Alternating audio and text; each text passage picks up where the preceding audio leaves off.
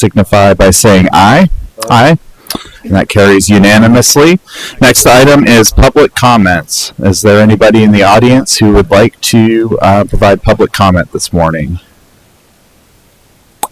Seeing none, we will move on to item number 4, which is award of a contract for the construction of the Kenny Mile Trail and the Park West Trail. Good morning. Good morning. So the town requested bids from interested and qualified bidders for the construction of the Kenny Mile Trail Shared Use Path and Boardwalk Project and the Park West Trail Shared Use Path Project. The work for the Kenny Mile Trail will consist of clearing and grading, installation of concrete path, construction of a composite deck boardwalk segment, and landscaping. The work will also consist of the installation of thermoplastic pavement markings and signage. The work for the Park West Trail consists of the construction of a 10-foot concrete shared use path from US 17 to the roundabout at Park West Boulevard. Other work will include removal of existing concrete sidewalk, clearing and grading, select tree removal, signage and pavement marking installation, and drainage efforts. The construction time for these projects is 400 calendar days from the commencement date and the notice to proceed. Staff received 7 bids and determined that Brader Construction was the lowest responsive and responsible bidder. Staff therefore recommend contracting with Brader Construction in the amount of $1,777,954.50 to construct the Kenny Mile Trail and the Park West Trail. Thank you, Ms. Harness. Committee? Oh, sure. Yep. Give us a presentation. I'm specifically interested in, I think it's terrific. I can't wait to get all 42 miles of connected paths. Thank you for your leadership with that. You would imagine that in addition to our bike and pedestrian, I'm very interested in the protection, preservation, and planting of trees. And I heard quite a bit of tree removal, so I'd be very interested in what is the protection, preservation, and what is the planting of trees as well. Yes, sir. So happy to discuss that. So if you're familiar with the area, I think it was 2016 that Mount Pleasant Waterworks had a utility project out on this site, and so through those efforts, the majority of this alignment was cleared, and so I'd venture to say through most of the alignment there will be no tree removal. There's one section of boardwalk where, in order to preserve wetlands, freshwater wetlands, several trees need to be removed, and a lot of that had to deal with the offset of that boardwalk from 17 and DOT requirements, and so payment will be made into the tree mitigation bank. A lot of this area is well buffered currently, and we'll work with our landscaping subcontractor to find areas where additional plantings can be made. A lot of that is restricted, again, with that overhead power line easement that's out there. So we'll try to find some places to do that, but in lieu of being successful with those efforts, we will pay it to the tree mitigation bank. Well, I appreciate you're looking for places to plant. Since it was cleared and so many areas are being cleared, it's great to have shade when you're on those paths. It makes all the difference. Thank you. So the boardwalk section is about 360 feet long, and it's right in front of the Taco Bell, just before you get to the intersection of South Morgan's Point, where the path will cross over onto Park West. And Mr. Aton, I know this has been in progress for a while. I think this was kind of the kind of a demonstration stretch of what the Mount Pleasant Way will look like throughout the town. Is that correct? That is correct. The Kenny Mile Foundation started work on this right about the same time that Mount Pleasant Waterworks project was finishing up, and they saw this as an initial area to honor Mr. Seaman, Mr. Whiteside, and so I think that this has been in the works, like you said, for quite some time. And does this tie in with, I know the county has some work planned for Porches Bluff Road associated with the Highway 41 project.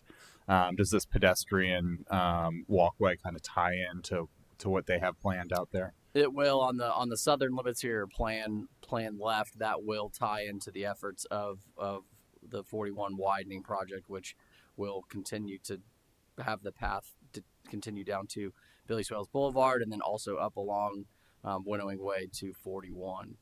And then, of course, we'll connect to existing path on the north limits of the project on Park West Boulevard. Yeah, it seems to me this is an important stretch that connects Park West and those neighborhoods with the wider trail network. And so it's going to be exciting to see this come to life and see people using it to walk to the nearby commercial area versus drive in some situations. Any further questions or comments for staff? No, move to approve. All right, we have a motion and a second. All those in favor of awarding the contract signify by saying aye. Aye. And that carries 3-0. Thank you, everybody. Moving on to item number 5, award of a contract for the construction of the Commonwealth Drive cross line replacement. Ms. Harness. Yes. The town requested best value bids from interested and qualified bidders for the construction of the Commonwealth Drive cross line replacement project.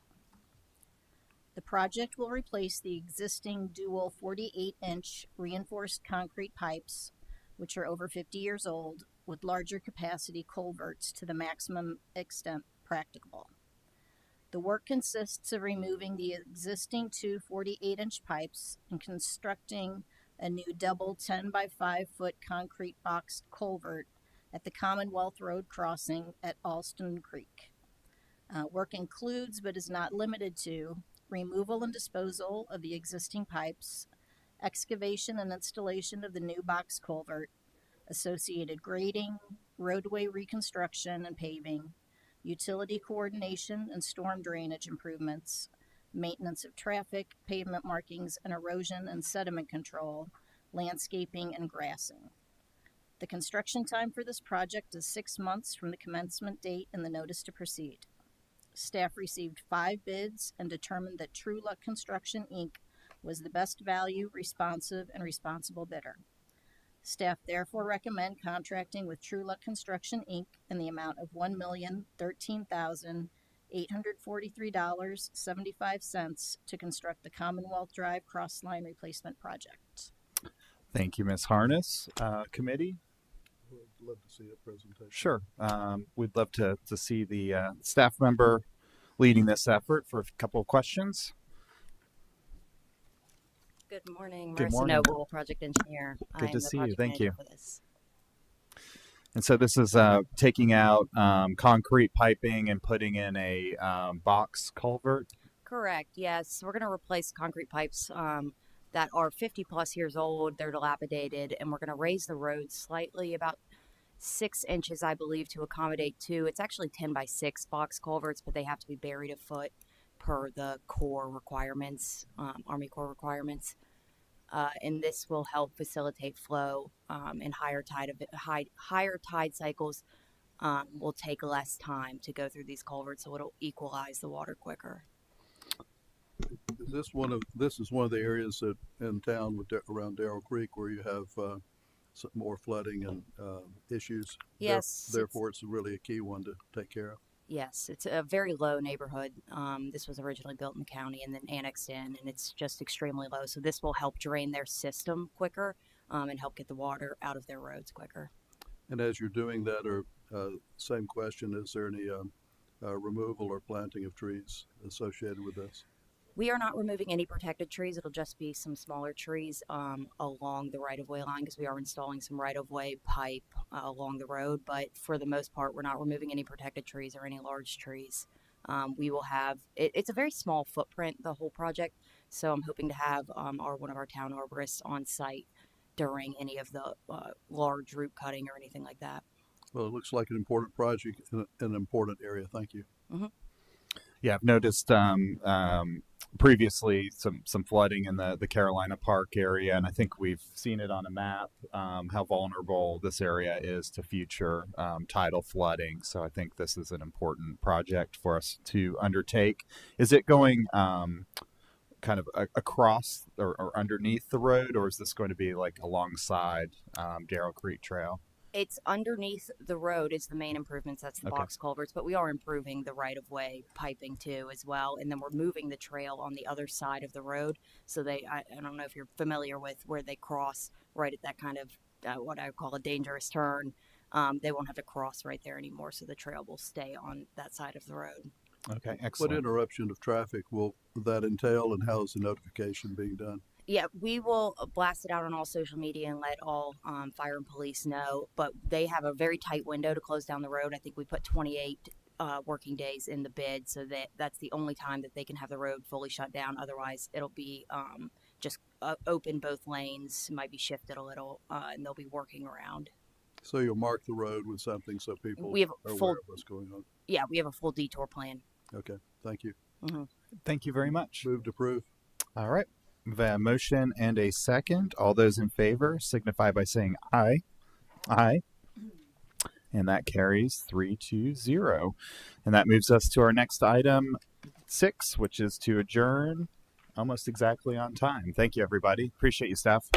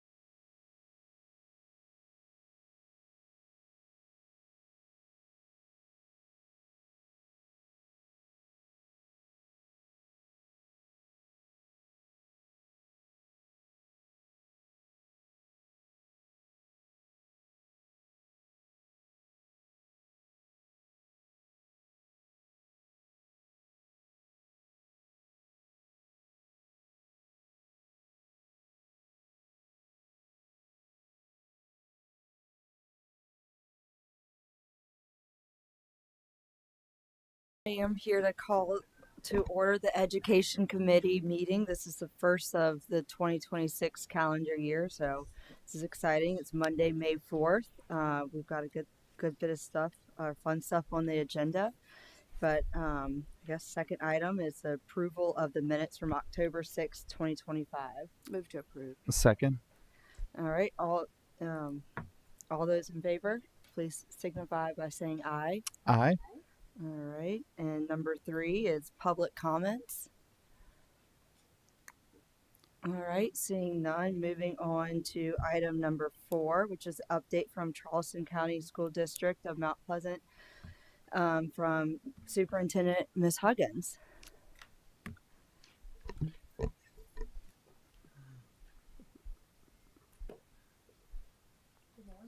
Good morning.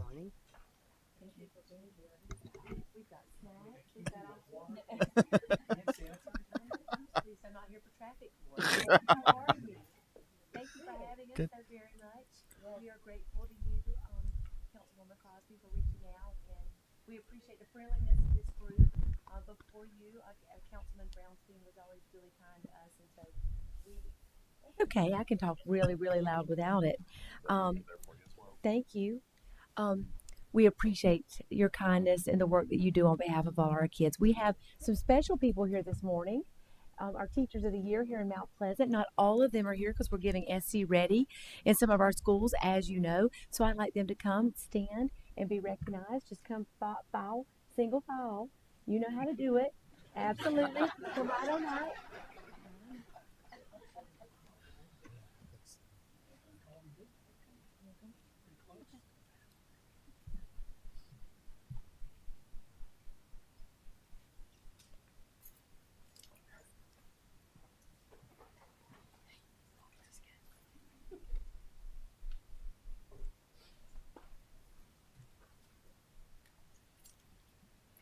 So these great educators represent some of the very best of Charleston County.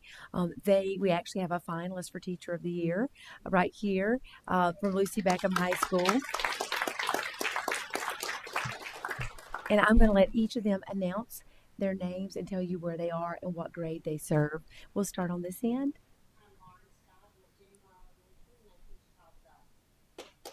Whoop, whoop.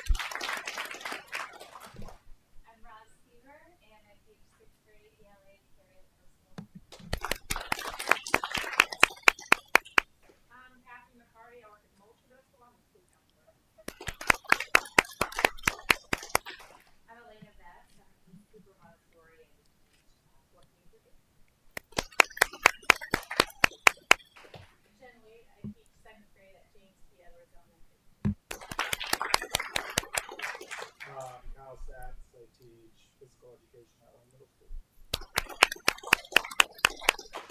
I'm Lindsay Brewerton. I'm at Laurel Hill Primary. I'm a literacy interventionist there, so I get to work with K2.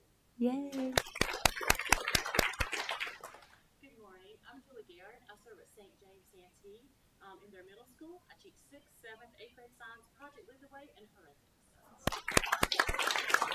And she's very proud of those science scores too. I'm telling you. Coach? Anthony Gallavati. I'm at Lucy Beckham High, mainly 10th through 12th graders. I'm a science teacher, environmental science and biology. Good morning, I'm Diane Prashon. I'm at Wando High School and I teach wildlife biology to 11th and 12th graders. Thank you. I'm Andy Streets. I teach auto tech at the East Cooper Center for Advanced Studies. I teach the next generation of automotive technicians. And he may or may not have helped me with a flat tire once. And I'll just leave it at that. And so we really want to thank these teachers. They, again, represent some of the very best in Charleston County and exemplify what going that extra degree for kids looks like. And so I thank you, and I know Town Council thanks you. And we have 3 trustees here. We have Ms. Carolina Jewett here. We have Ms. Pam McKinney here, and Mr. Keith Grabowski here, who all represent portions of Mount Pleasant. So again, thank you.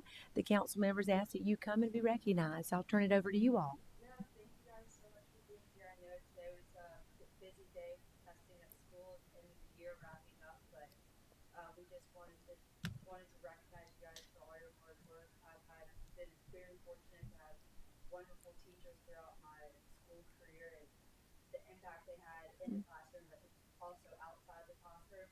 Just really shows that what you guys do day after day, you invest in the kids, you guys really guide them, and then also just the impact that you guys can have in and out of the classroom. So on behalf of the town of Mount Pleasant, we'd like to give you a little gift as a token of our appreciation. Thank you so much. Then I want to get a picture of all of you. I'm the photographer this morning too. No, I don't like pictures.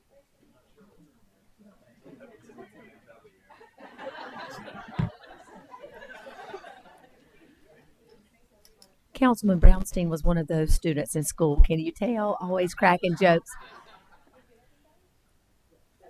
So will you all slide together and get with the council members? And Maggie's going to take your photo because she knows what a bad photographer I am.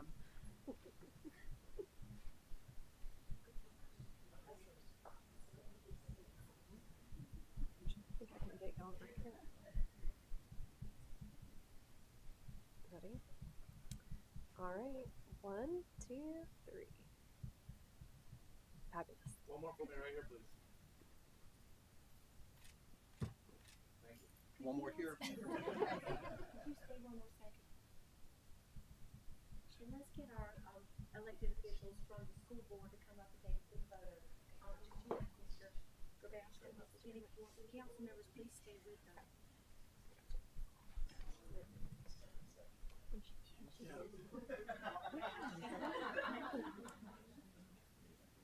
Okay, I'm coming back up. I don't know if I can get over that.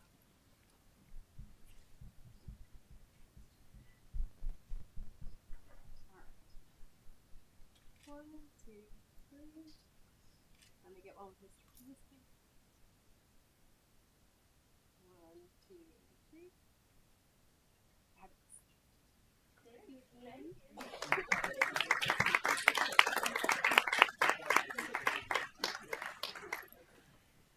And teachers, you're welcome to stay or you're welcome to go back. You can stop by Chick-fil-A on your way and get a biscuit.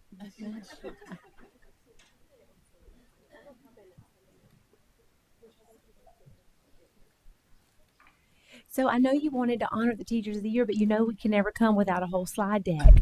And so we're going to talk quickly because we have the Teacher of the Year, Rookie Teacher of the Year, and Guidance Counselor of the Year announcements to make for the first time ever. We have a Guidance Counselor of the Year because we recognize how much value they add to our schools and our students. So very quickly, I'm going to go through. Can you all see these slides there on your screen? Wonderful. You'll see most of our teachers. We were glad could join us this morning, but there are some other teachers there who represent this area. Very quickly, at a glance, 90 schools and programs represent the Charleston County School District. You'll see with over 50,000 students listed there, almost 22,000 of those being pupils in poverty. Folks don't believe it on that Facebook page that yes, I do manage, but we drive 31,000 miles a day in school buses. So that's hard for most people to believe. And Mr. Bro and his team maintain 9.9 million square feet in capital. The average teacher salary is inched up to almost $79,000. I really think our board members, those who are here in particular, have been very supportive of increasing teacher pay. In the fall, we'll start teachers at $67,500, which is the highest in the nation of non-unionized states. So we're really proud. We don't have teacher vacancies anymore. Our classrooms are filled. We've had as many as 85 applicants for one teaching position in this district for the new year. So it says a lot to our board members that they've worked really hard to do that. The man who helped make that happen just walked in. I didn't call him out for being late, but he just walked in. Daniel Prentice, the CFO, has been our thought partner and an innovative, outside of the box thinker, Mr. Demora, in making sure that happens. And so I want to thank Daniel and his team for shepherding that very important work. I'm, again, not going to take a whole lot of time talking about how great we are, but we really are great. If you see on this slide, we hadn't had a Palmetto's Finest in 20 years, and we've had 2 in the last 2 years, one of those here at Cario Middle School out in North Mount Pleasant. Then we have several National Blue Ribbon schools and several ranked among South Carolina's best schools, including Wando High School. I'm really proud to share that Lucy Beckham High School was also a finalist for Palmetto's Finest this year, which also just doesn't happen. So if you see Anna Dassing and her great team, make sure to tell them how proud you are of them because they represented us very well here in Mount Pleasant. And I say that as a member of Mount Pleasant myself. 747 students earned the Seal of Biliteracy diploma last year across 12 languages, and we were ranked number one. Again, I say this often. I know it's not Clemson and Carolina, but Harvard and Stanford aren't shabby for recognizing the district for academic success post COVID. We're really proud of the results that we've achieved and what we expect to achieve this year. 46 students were semifinalists, and we just had a record high 5 National Merit Scholars named, again, the highest in South Carolina. So we're doing a lot of great things thanks to those great teachers that you just saw here before you and their leaders. Our results really reflect our commitment to kids. These were the achievements that we made last year with a 90% graduation rate nearing 91 and 85% of those students being college and career ready. And you see here how that breakdown levied out with most of our schools being good and excellent. I'm really proud to say that all of the schools east of the Cooper are good or excellent.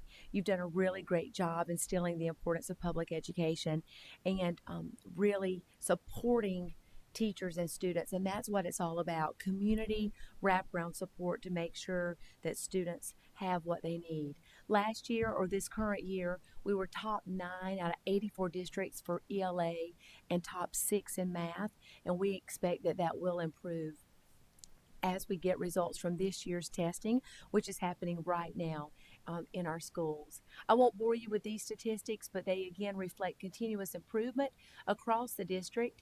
And you'll see here that 24 schools within the district increased a full rating, and 61 of those increased overall rating points on last year's report card. Again, we do expect that that will continue. A large majority of our students attend excellent or good rated schools, but my job is not done until all of our children have the opportunity to attend schools much like those here in Mount Pleasant that are very high achieving. And I'm quite dedicated to making sure that that happens. You'll see here I'm very proud to say that our schools on reading grades 3 through 8, so not only elementary but math, just finished their proficiency projections, and we're higher than ever in ELA, suggesting that, again, we constantly are improving and working towards that. You'll see the same thing across math, which is a testament to the hard work going on in our schools right now.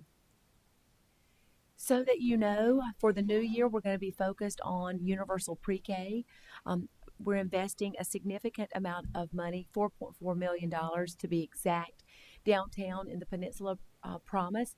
And we're also proud to launch a residential day program with MUSC, which will impact kids here in Mount Pleasant, many of whose principals say we need to focus more on wraparound supports and some of the behaviors that we're seeing in early childhood from students.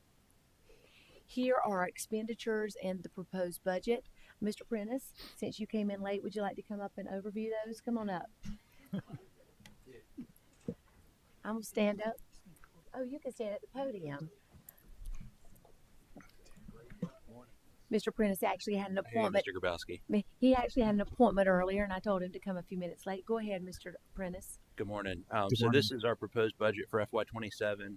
This is inclusive of all of our funds. One thing that's unique about the Charleston County School District is we have sales tax for education capital improvement, and that includes these revenues. So our general operating fund is about $950 million. But all inclusive here, you see our total expenditures of $1.7 billion, include $1.4 billion in revenues, a $281 million use of fund balance. All of that except for $20 million is capital reserves from the sales tax and our debt sinking fund. And then all total revenues of $1.7 billion. So growing system, about 5.4% increase in total expenditures for FY27 across the system. Well, just wanted to thank you. for what you guys have been able to do, particularly on the teacher pay side. It's very impressive to see the Thank you, transformation Councilman. that's Thank you. occurred. So thank you to your team for and to the board for really stepping up to the plate and getting behind our teachers and trying to reduce their stress level so that maybe they don't have to have a second or third job. Absolutely. We've also expanded employee daycare, as you know, over here in Mount Pleasant at Laurel Hill Primary. And many teachers report that that also has taken added stress off of their jobs. And Councilman Rambo, who's here, now works with us in our expanded learning, where we've also reduced after school rates for teachers so that they have a place to leave their children after school. So we really are dedicated. I'm a former CCSD teacher. I think my salary was $24,000 when I started decades ago, which tells you quite how old I am, Mr. DeMora. But nonetheless, we really are dedicated to making sure Charleston County is a great place for teachers to teach. All right. You want to touch on weighted student funding Yes, as well? and then the next slide is yours too. Go Okay. ahead. All right. So weighted student funding program, something that we implemented back in FY25. It is set up in a way that allocates dollars to schools where pupils in poverty, students with disabilities, and multilingual learners earn a per pupil amount for every person in enrollment across all three of those categories. So you could have a student with disabilities that's also a multilingual learner, and they get both of those allocations within the school's fund. For FY27, that allocation is growing to $63 million. Notably, in Mount Pleasant schools, $7.8 million of that investment is the total that goes to your schools based on those enrollment counts. So The perception among a lot of folk, you know, out in the public is that we only serve one type of student over Mount Pleasant, but as you know, that's simply not the case. That $7.8 million is dedicated to Mount Pleasant alone suggests that we are impacted by poverty here. In fact, Wando has more students in poverty than some of our smaller high schools like St. John's Baptist Hill. In fact, it has more students in poverty than Academic Magnet has students. And so we are mitigating for those things, and we believe that that mitigation has resulted in the increase in student outcomes. And so, pardon my interruption. The weighted formula provides money to those schools so that they can provide sort of wraparound services to help these students. Is that the intent? Absolutely. Yes, sir. And what happens is our principals work with their associate superintendents. We've established some pretty strict guardrails that we hold principals accountable for. They can't spend it for professional development and that sort of travel off out of state, can't buy food with it. The supports are directed right to classrooms to serve students. And then the CFO and his team have developed an accountability system where we measure ROI. What is the return of investment for that funding, and how is it measured with Ms. Roberts and her team in accountability directly towards student achievement? And we're pleased to see an upward trend. yeah, so for every strategy that a principal implements using these funds, they have to input that strategy. Let's say they hire an interventionist for reading, they have to put in how many students they're going to serve with that strategy, with that interventionist. What's the per pupil cost of that position? And then, are they trying to drive outcomes 5 points higher this year than they were the year before? And then we can look at the results at the end of the year, the cost per pupil in terms of that resource, and try to look at what's the highest value, lowest cost strategies that we can implement across the system. So doing a lot of work. We'll share more of that with our board at their upcoming workshop on Monday next week, I believe. Just so you all could get a quick look at our 5-year forecast, Daniel really has been brilliant in thinking about how that is going to happen so that we can sustain some of the great things that we're doing and the impact on the fund balance. And then we'll turn it over to Mr. Broey. This might look somewhat familiar. This was first developed when I served as budget officer for the town of Mount Pleasant about 11 years ago.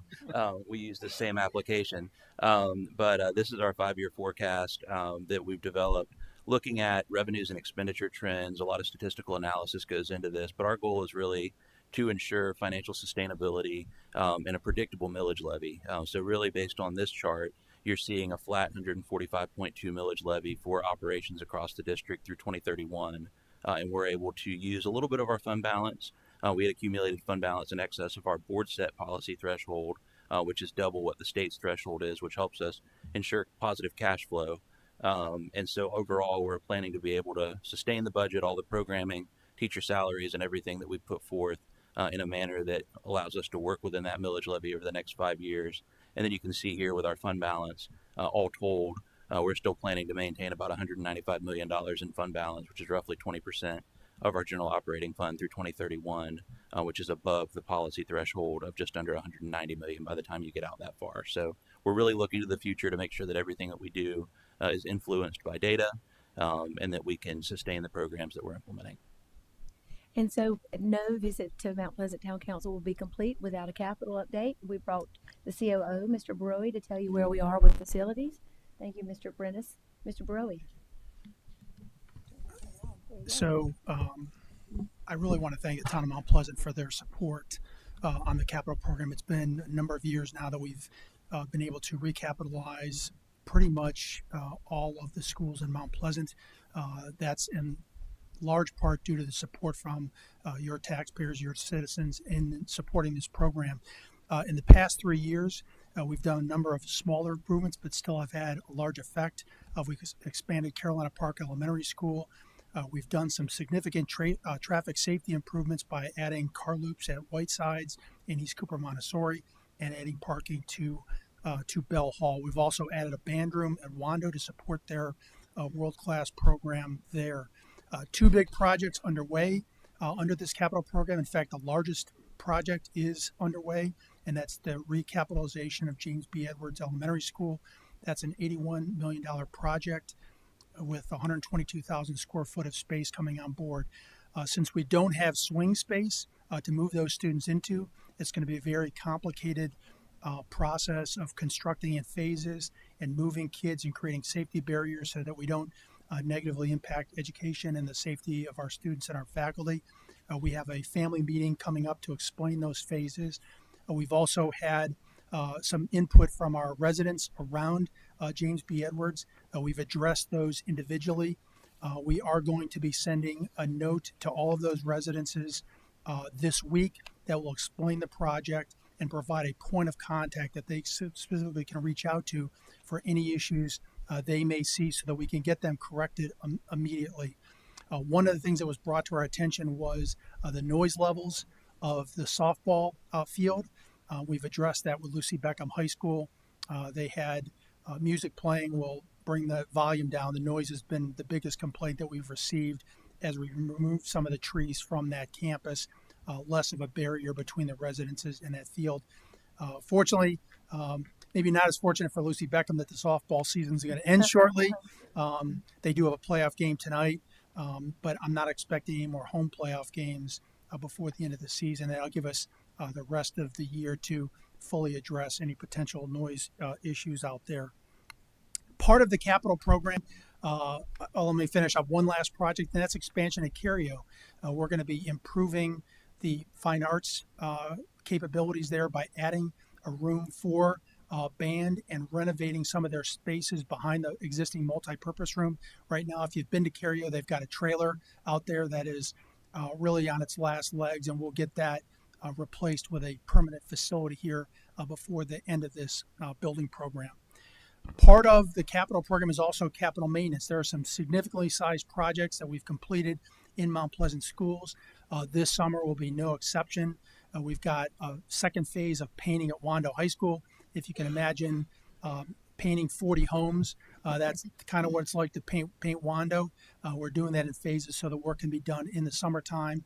We began that last year. We'll continue it this summer. We've also got the gym floors being replaced, both the main gym and the auxiliary gym at Wando High School. Another big project is Moultrie. It seems like we just built that school yesterday, but it's time to replace the flooring. And we've got a great product that we've been using in schools for the last 10 years in the hallways called Texas Granite. And it's neither Texas or granite. I still don't understand the name, but it is great flooring that we've proven.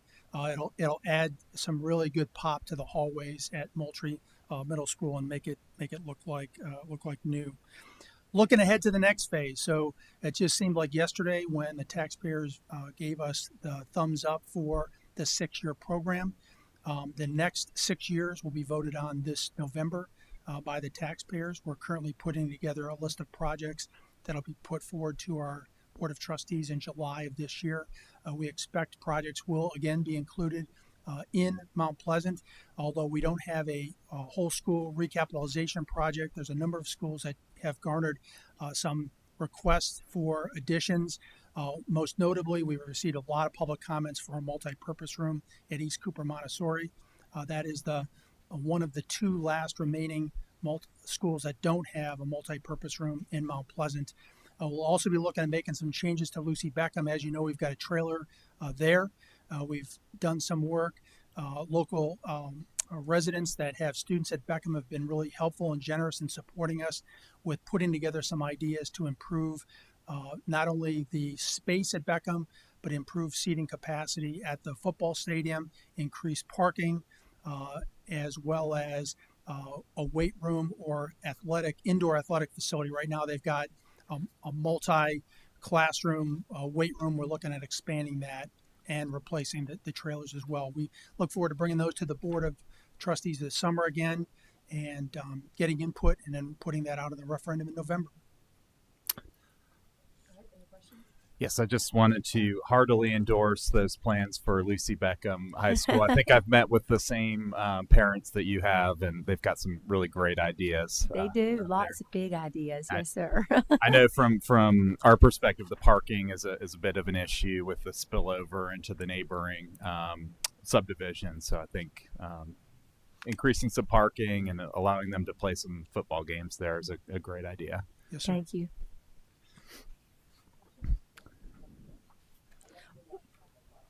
Well, we really appreciate that you ask us to come and that you continue to support us. Again, we receive nothing but support from the town, and all the offices we call for support are always open to talking to us. And whereas it might not always work out exactly the way we want it to, we're genuinely able to build some sort of consensus for kids. And that's what it's going to take, all of us working together for kids. So thank you again for your time this morning, and most importantly, for honoring our teachers. Yeah.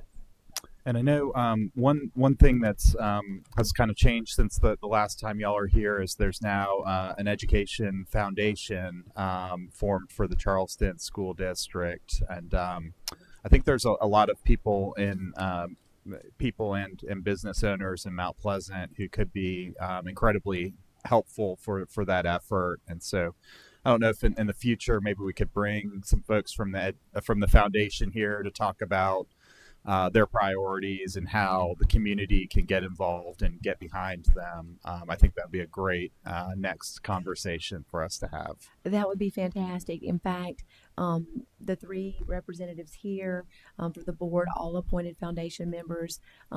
Ms. McKinney's appointee is actually the chair of the foundation. Mr. Grabowski's leads some of the strategic work, and so we'd be happy to bring them back. And Mrs. Jewett appointed Jenny Strauss.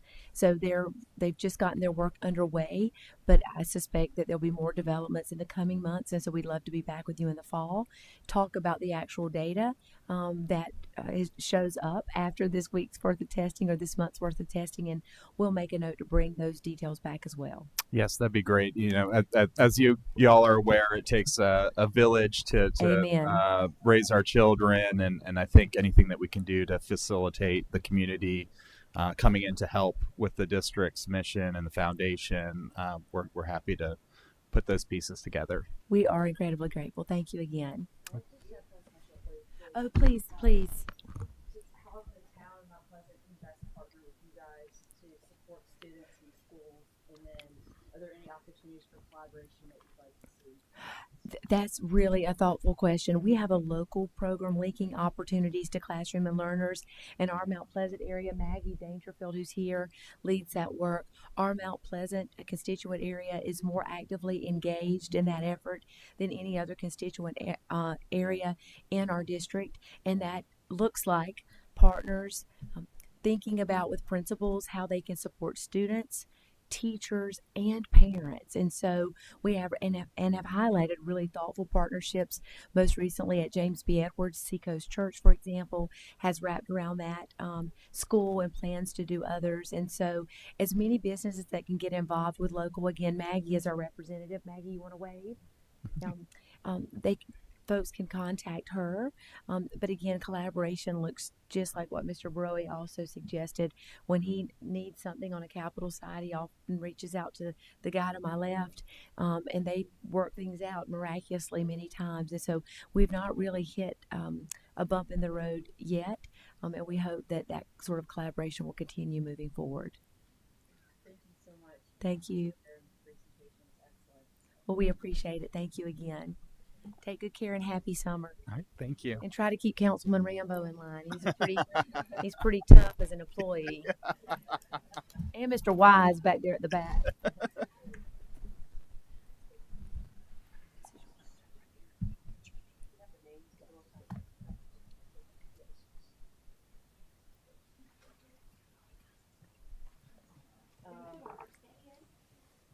That was a great update, and I guess the next item is number 5 is to adjourn. So, Thank you. yeah.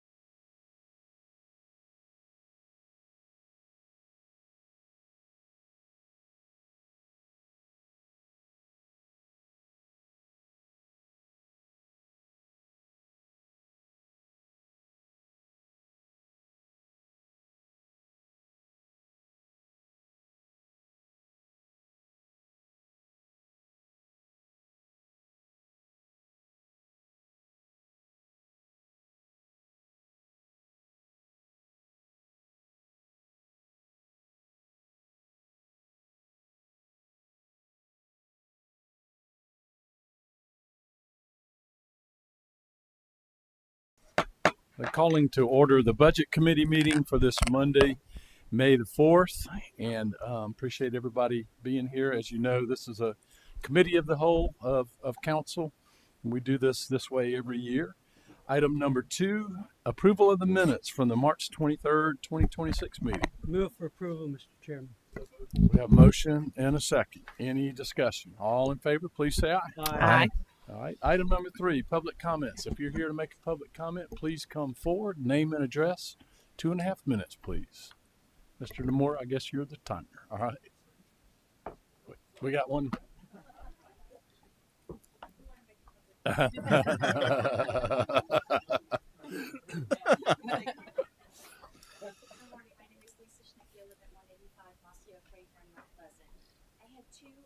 Things I wanted to mention about last month's meeting about the budgets. The Neighbors Market in the north area, it was said that they were budgeted for $44,000 for 6 months at 6 events, and those projections for attendance would be 100 or less at each. I think that money might be better spent in another direction. For the last few years, I've asked the rec department to consider a second holiday fair in December, and they weren't able to do that at the farmers market where we currently have them. Maybe there would be an opportunity to do that in the north area for a holiday event. The other thing that I feel strongly about is the collaboration with Mount Pleasant Water in regards to the town contributing $10,000 for the pollinator projects. I think that there is a lot of value that can be added in community engagement in that, and I hope that you'll consider it for that as well. Anyone else for public comment? All right, there being none, we will move to item 4, review and recommendation of Town of Mount Pleasant proposed budget for fiscal year 2027. Mr. Demora. Council, good morning. Nice to meet you as always. This is the second budget committee of council. There's much to get to, so let's get right to it. First of all, a very quick review. You know, I was thinking earlier, it was January. Staff had been working on it much earlier than that. It was January when one of the largest parts of the budget, CIP, was presented to us. I think we're already here in May. Quite something. But here we are, second budget committee. Overview. First of all, the budget is balanced. It is in alignment. And its focus is on maintenance, both in facilities and infrastructure. Recall, we have $2.6 million allocated in the proposed budget for stormwater repair, $2.5 million for pavement preservation, and $2.4 million for facility maintenance. Service levels, the budget proposes new positions, particularly in public safety. And it also proposes 3.75% on average of merit-based pay for employees. The general fund, this sheet has not changed. General fund is down this year. Capital asset fund is about the same as last year. Recall, we have more going towards maintenance than straight capital. I know this number looks wonky because the capital items all roll up into the current year. That explains that. But the number, the bottom line, has not changed. It is the same as when we first saw this number at the first budget committee. As you know, the respective budgets went to committee, each committee, and there were no changes. All the committees recommended approval of their budgets. So again, the bottom line here has not changed. Overall, we're looking at a reduction of 3.4% in the general fund. That is not a reduction in service, as I mentioned at the last budget committee meeting. However, there were some decisions that have been asked of you to decide upon. And so the next few slides will be those items that are left for discussion and for your consideration. The first has come from ATAC.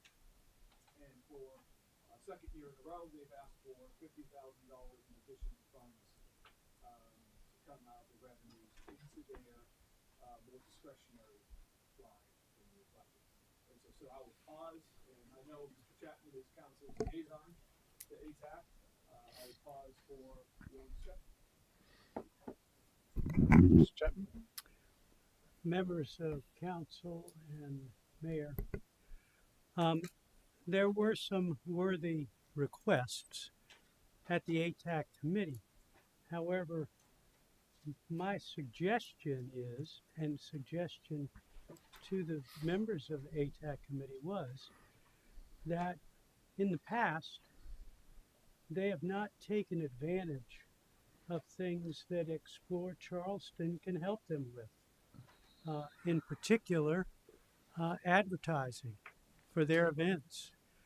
There was an issue with the Turkey Day Run where they could use our visitor center to pick up, and they agreed that they should do that. Use our visitor center to pick up their package, not to mention the fact that a number of people stay in hotels and motels in Mount Pleasant as opposed to downtown. And that's just one of the areas where they were asking for additional funds. So my thought is this year, we need to see how much they have used Explore Charleston to help with their events. And then maybe next year, look at the potential for additional funding for some of these members. But my suggestion is that we hold off on adding $50,000 to ATAC and see what we can do with Explore Charleston. As you know, we give a lot of money every year to Explore Charleston because we're required to do it by state law. So, and the representatives from Explore Charleston were at the meeting and they agreed they could help. My suggestion is we hold off making an additional $50,000 of funding into the ATAC committee. And I'll be glad to answer any questions. Yes, sir. Yes, sir. Just have a question. So the ATAC generates what, 3.9 million a year? Is that what it is? 3 billion. And so and the ATAC committee has a fixed amount of that money, which is 150,000. 150,000. How long has that $150,000 allocation to the ATAC committee been there? Like, has it changed anytime recently? How long have they been kind of dealing with 150,000 a year? It's been at least 6 years since I've been here. I know in the beginning of that time frame they weren't using it all, and up until recently they have been allocating the full amount. Okay. And now they're requesting more. Yeah, I'm just curious, with inflation and things like that over 6 years or 6+ years, that buying power of the $150,000 or $100,000 has diminished. And so I guess what I'm saying is I'm not necessarily opposed to increasing it or maybe setting it to where it increases with inflation. I think those, there are a lot of worthy projects, and a lot of the things that the ATAC committee funds are important to tourism on one hand, but perhaps most importantly, they're things that our residents want to participate in. And so, I think if there's an opportunity to maybe adjust that amount that ATAC can give to these very worthy events and organizations that contribute to our quality of life, I'm not opposed to it. I think it's something that we should discuss and consider from my perspective. So if we were to do something like that, what is the source of that $50,000? In other words, something's got to move. So how does that happen? Yes, sir. Well, right now we have. I can answer that if you want me to. Right now, there's a small amount. We usually keep about $25,000 reserved in fund balance per special revenue account. So we could take a smaller amount than 50,000. 50,000 would require us to actually reduce the capital project line, but we could look at backfilling that because that's for the public safety training facility. with another special revenue. So it would be rebalancing some of the projects, and it would depend upon the amount that you truly want to increase this. Yes. Having sat in on that, I know one of our other councilmen was very involved with it. It appears that there's about 4 projects that consume the majority of the funds. Is that correct? About 100,000 of the funds of the 150,000, the Cooper River Bridge Run, for example, et cetera. And those are somewhat, in their mind, immovable objects because those are so fundamental to it. So they're left with about, in their mind, about 50,000 that is really discretionary for them to really think about. And so, you know, I think their thoughts were they were a little frustrated because there's a lot of good projects, but you're not going to touch Cooper River Bridge Run. You're not going to touch these other ones, and so this would increase their discretionary amount. Whether it's 25,000 or 50,000, I think is important. I do agree with Councilman Chapman that Explore Charleston, we can lean on them heavily to fund these too, but the funds that our group works on are unique to Mount Pleasant, and we want to make sure, well, in many ways, to our quality of life here. So we want to look at those too. So I'm not opposed to some increase from this. I was somewhat prepped for a request from the Bridge Run, and I see Steve sitting out there. I think you're on the board. Did they ask us to take a hard look this year at the different level that we're funding? Because as I understand it, ours is much less than Charleston and North Charleston. When you look at everything, I know there are other areas where we spend money for the Bridge Run, that type thing. But I was just asking, was there any change in the fundamental equilibrium of what we give them, you know, with what we spend on their behalf and those type things? Did that come forward in an official way this year? No, sir. No? Okay. No. Then I won't go there. They may want to do that for the next budget cycle. Mr. Mayor. Yes, sir. So when I was on there, I actually believe, and maybe you can back me up with this, but actually the top 4, possibly the top 3, actually we went down in their funding for the first time. Didn't we go from like 25 We to went from 20? 25 to 23, I think, for the top 3 of them. For the top 3. So they've actually lost. Mm-hmm. Not only have we not increased as inflation's happened with these top 3, we've actually taken away from their funding for the first time. So I could, and you say 25,000 is easily available without going into the capital improvements. Correct. Yeah. I mean, I could see going for 20. I'd like to, or I don't know if Howard would want to, but I'd like to make a motion to increase by 25,000 towards the ATAC. Second. All right.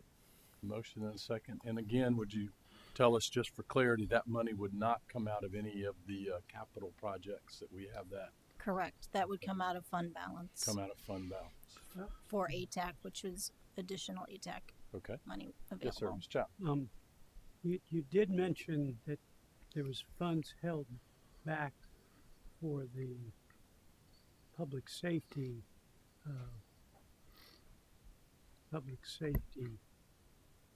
the training areas facility out near Hollandale, the training. And how much was that?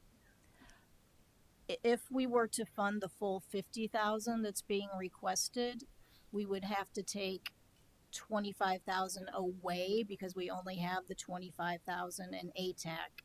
However, we would look at possibly the training facility is also being funded with hospitality tax revenues, and seeing if we could use the additional 25 from hospitality to backfill that, so that in total, the training facility would remain at the same funding level it is right now.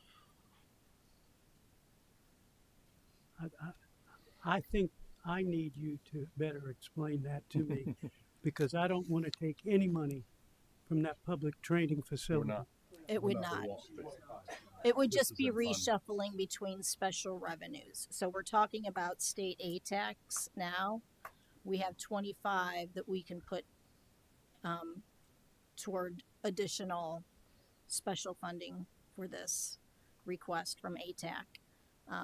But we could also take 25 from hospitality if you wanted to do the full 50,000. But if you're only looking at 25, because we would have to reduce the training facility piece within ATAC, but the training facility has multiple funding sources.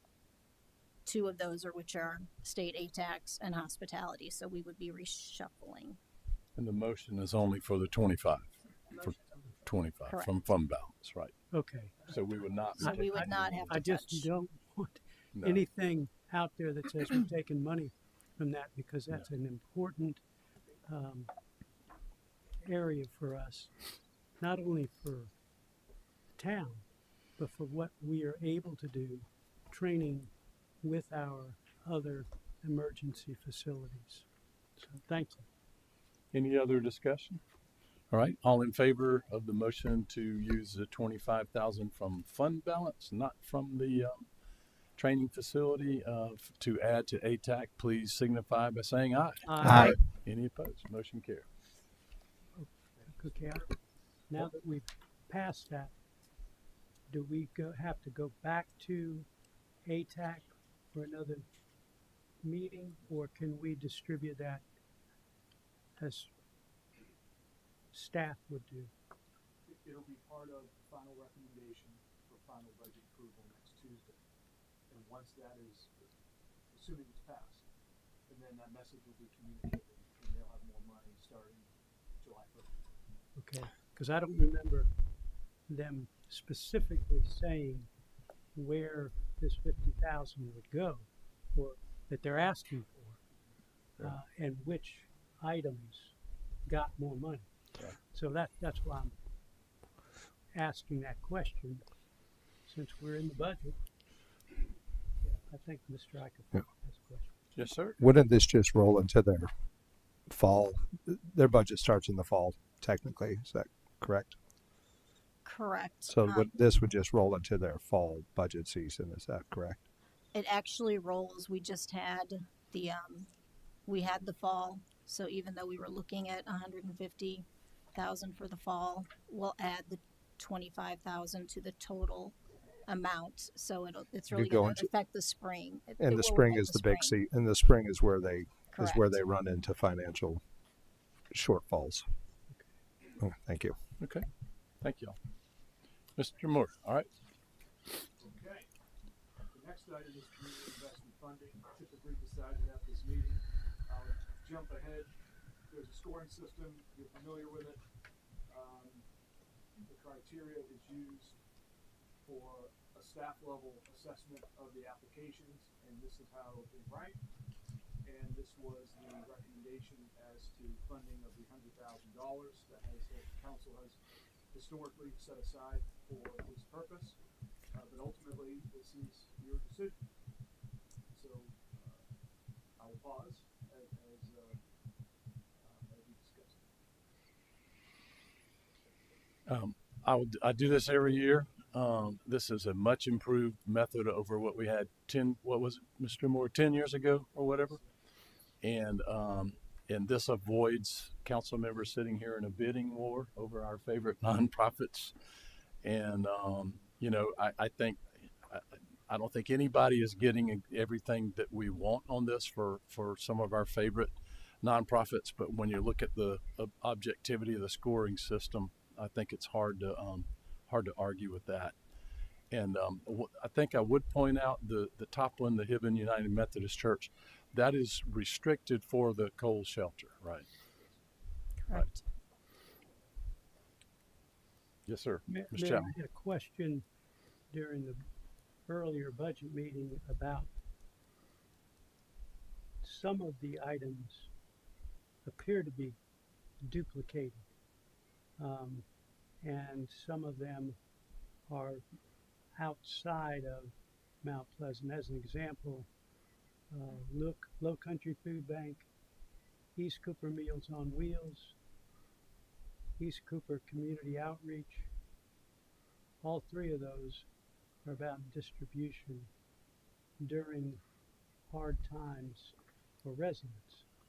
Some of them are more than just Mount Pleasant, and I'm just asking if we found out anything about that issue. Doing the same thing for pets. Our police department has us doing something with our areas in the amount of over, I think it's close to 300,000. Yeah. And anyhow, did y'all come up with anything on that? Well, sir, the agreement contract we have in place with the Charleston Animal Society Right. is almost entirely for shelter services. It's for the acceptance and management of the pets in the facility. There is a piece of that, I want to say 20,000 or so, that goes towards spay and neuter, which has traditionally been the focus of pet helpers here in the budget. They tend to take on that type of role and find placement for animals. So pet helpers is really finding placement, trying to move away from euthanasia type services, some spay and neuter. The Animal Society, which is located in the budget already, is for just the housing and facility needs of the animals.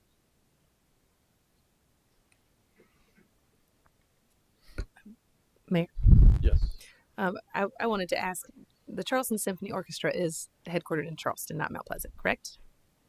Correct. Okay.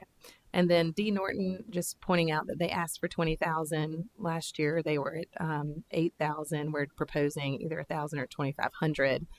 This is a crucial, I think, service for our community in terms of the impact of child abuse and mitigating some of that. They are in our town. They serve our town's children and families, and I would propose that we need to fully fund at least what we did last year. For this year, the scorecard only indicates 1 point off of some of the others that are higher funded. I'd like to see D. Norton increase.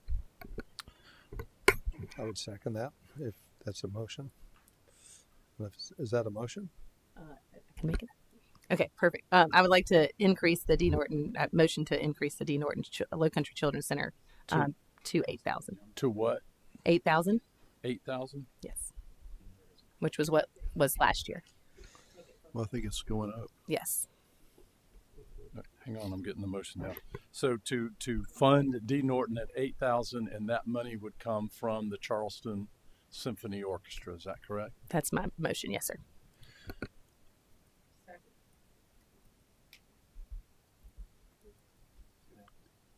Okay, I'm not doing the math. If you take, would can that pull take it up. all of the money from Hold on Charleston a Symphony? second. We Yeah, can pull it that would, up. wouldn't it? Okay, I have to turn this one. not quite. Well, it depends if it's option 1 or 2, I guess. Okay. I don't like doing math in public. I didn't like it in school. I don't like it. And then reduce, yes, reduce. And to be clear, your motion is to make it the 8,000 for D. Norton. Yes. That would take 7,000 from Charleston Symphony, but it would still get funded with whatever the balance is. Is that correct? That's right. Okay.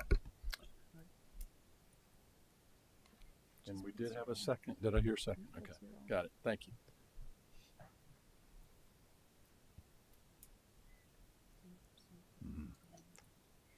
What was not decided in Finance Committee was which option 1 or 2, you wanted to go with. We had given you 2 options this year. Option 1 was keeping the normal 10% increase max to the organizations that had applied last year. And that left 3,000 that we evenly distributed to the organizations that ranked it at 10. Or option 2 in the blue kept a flat amount to what was requested last year, no increases. And by doing that, it allowed us to give 2,500 each to the category 10s. So it depends on your starting point if you would want to go with option 1 or option 2. Yes, sir. Ms. Brownstein and then Ms. Hyatt. Thank you, sir. To start off, a question. Last year, it looks like we gave out 105. That was an amendment during last year's budget to allow 5,000 for housing for all. Okay. I guess where I'm going is I'm wondering if there's a way to fund the D. Norton without sacrificing one of these other budget line items. And before you answer that question, I also wanted to put in a plug for my sister's house, which is our domestic violence shelter here in the Charleston area. They unfortunately submitted after the deadline, which I'm not happy that they didn't hit that deadline. But in my conversations with the police department and with my own experience volunteering in the domestic violence realm, our police department uses my sister's house weekly. I mean, they are responding to domestic violence incidents, and they're providing women with my sister's house, which is a great resource in terms of sheltering, counseling. It really is, I think, imperative that we fund it even at a modest amount. I can't look at this and say we're giving $300,000 plus to the animal shelter, $15,000 to pet helpers, yet we're not helping humans, women who are in terrible situations.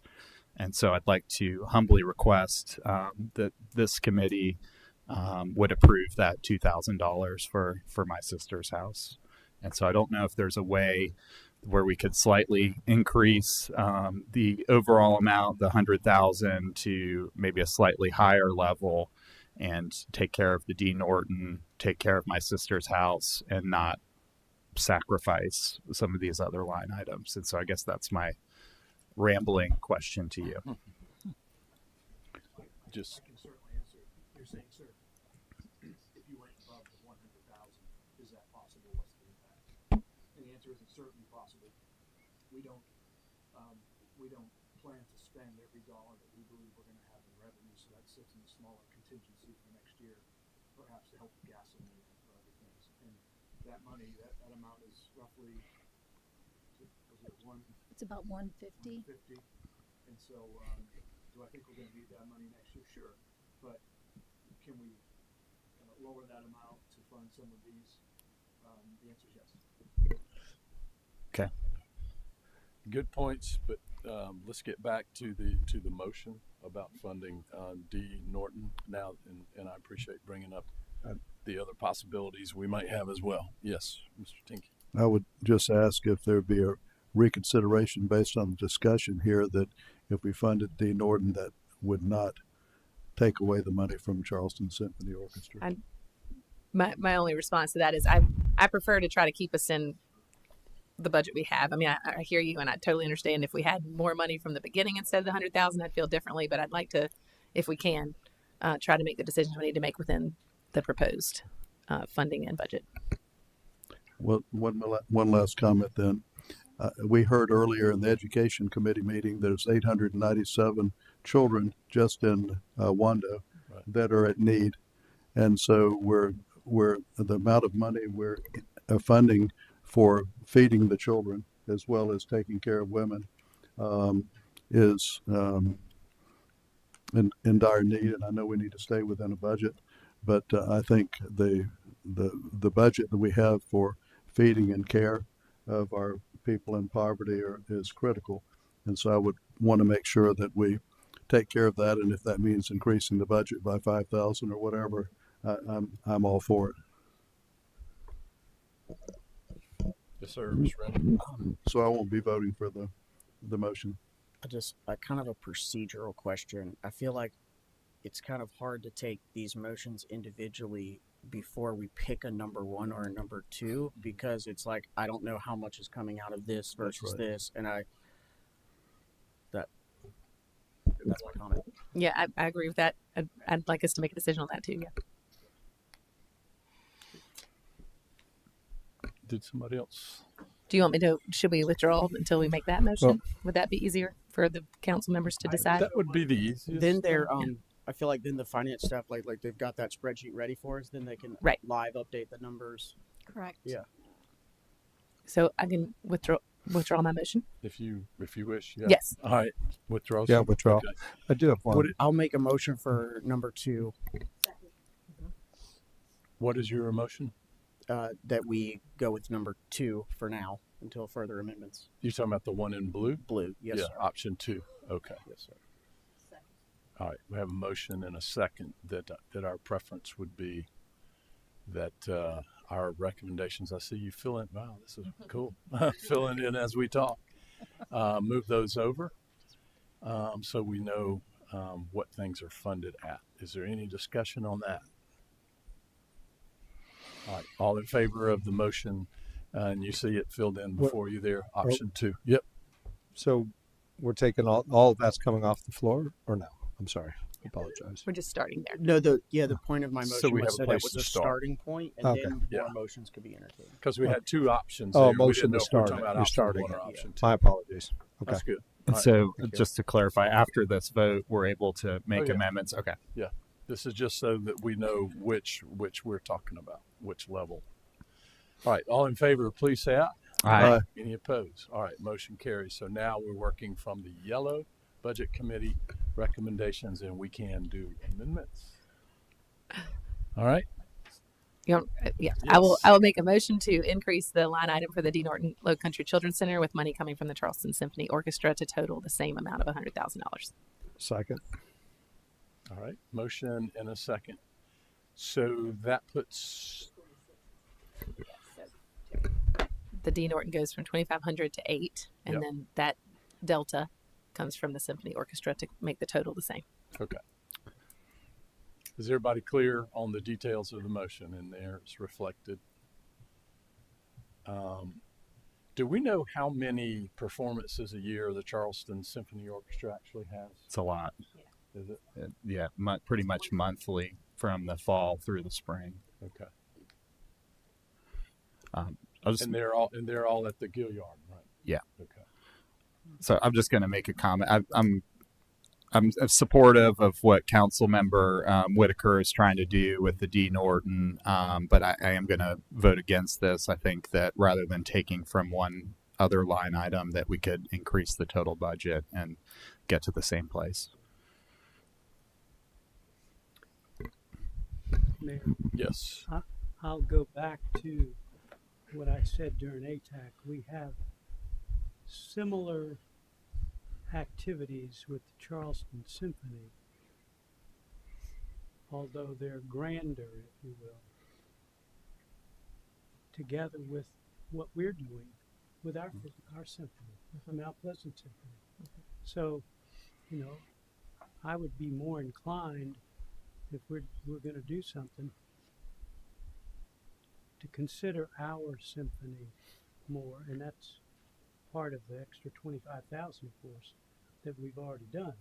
But I think we need to spend more time with our symphony, even though it's not necessarily in tune with what ATAC is all about, right, which is putting people in beds. So, at any rate, I enjoy the Charleston Symphony, but it's funded through the city of Charleston, right, which is where it should be funded. So okay. that's all I had to say. I'm sorry, probably rambling on, but All right. Anything else on the motion that's on the floor? All right. All in favor of the motion, please say aye. Aye. Any opposed? No. Okay. Is it 2 notes? 2 notes. All right. Motion carries. All right. So motion carries. I have a question on number 16, the Harbor Entrepreneur Center, which we know is a nonprofit and is going gangbusters. I think we had this conversation. I just want to get it clear that any support of that we would be doing through economic development rather than through this community investment, right? Okay. So this does not mean we're walking away from the Harbor Entrepreneur Center. It's just not coming from this pool of funds. Sir. All right. Yes, sir. I'd like to make a motion to increase the overall community investment budget to $105,000 like it was last year. And and the second part is to fund my sister's house at $2,000 and to use the remaining $3,000 to go back to the Charleston Symphony Orchestra. What was the figure for my sisters? 2,000, same as last year. 2,000 and 3,000 to Charleston Symphony. Yes, sir. Okay. And you second it? Okay. So we're in discussion.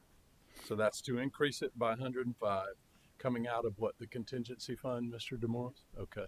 Which has 150 in it. Okay. So taking 5 of that, and then funding my sister's house at 2,000 and Charleston Symphony at 3,000. And I think just to add on to that, we need to be clear to my sister's house that they need to meet the deadline next time. Okay. I don't want to penalize, victims of domestic violence, obviously, but they really do need to comply with our system. Okay. All right. Any further discussion on the motion to amend? All right. All in favor, please say aye. Aye. Any opposed? All right. Motion carries. Did we get that? We got it all right? Okay. So that takes the level to Charleston Symphony at. Can we go back?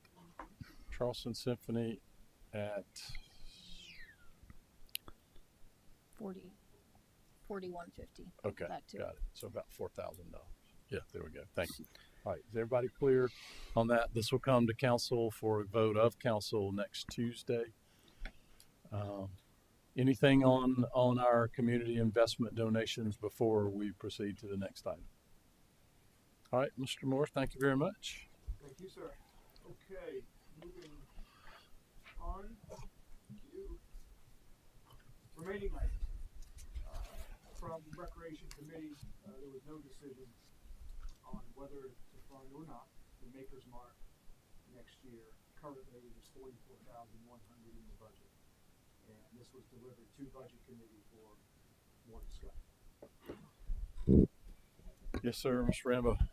I have a motion on the Maker's Mark, and then after my motion, I would like to invite TJ up to kind of talk a little bit more about it as well. So there's currently $44,100 in the budget for Maker's Mark. Maker's Mark last year ran weekly for 5 months. The proposal, my motion would be to decrease Maker's Mark budget to $22,000, which would run the Maker's Mark monthly for 5 months. So last Thursday of the month for 5 months. With that $22,000 additional dollars, 11,000 of that would go to aquatics, earmarked for our kindergarten swim program that we partnered with the schools, which I'll talk about in a second, and 11,000 of that earmarked for or an increase for our therapeutic programs for our special needs children. Second. All right, we have a motion and a second. I think I got that right. So Maker's Mark will be monthly for 5 months. Yes, sir. So its budget will be $22,000, and then with the savings of 11 goes to the aquatics program and 11 to therapeutic programs for special needs children. Correct. Okay, Yes, sir. Thank you. And that keeps that part of the recreation budget the same. It's just allocated differently. Yes, sir. Okay. Is there any discussion? Yes, ma'am. Mr. Rambo, could one of those monthlies be converted to a holiday mart at the end of the season, so that you would keep the same numbers, same financial numbers, but one would be a holiday mart? Because I think that's a good idea. At the end of the season, they're well attended. Mr. Rustin, I will hand that over to you if that's okay.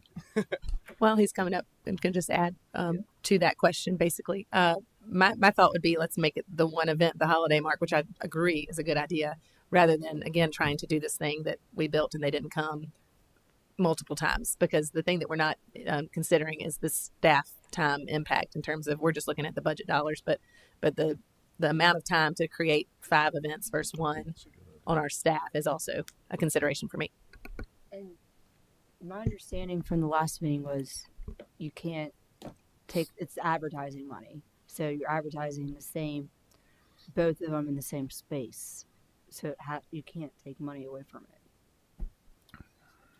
I think Mr. Ross can answer both of those questions. So the decrease can happen. The advertising mistake. Most of the dollars spent on this event are advertising dollars. Last year we had a dedicated third-party quote-unquote employee that we paid to do the Maker's March, since it was, again, every week. We didn't have enough staff. So the large portion of the decrease would be eliminating that third party, and as staff we would do it since it's only 5 times instead of 24 times a year. So that's the big decrease, is the staff person that we paid the third party. So the advertising dollars will remain the same. That's the bulk of the 22,000 would be in advertising.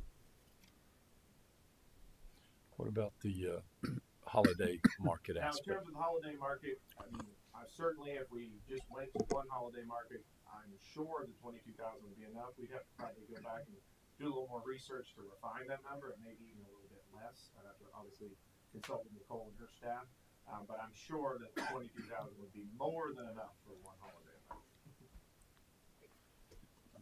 And Mr. Rosson, could you talk a little bit about the other 2 components of the motion, the 11,000 for aquatics and the 11,000 for the therapeutics? Yeah, so the 11,000 for aquatics, as Mr. Randall mentioned, would go directly to our elementary school program. We currently are having a bit of trouble funding and getting lifeguards and staff to do that program, because obviously it's during normal business hours. Lifeguards in general are very tough to come by these days, but especially during the normal business hours. So hopefully, maybe some of those dollars can attract some more folks to work with us and be able to do that.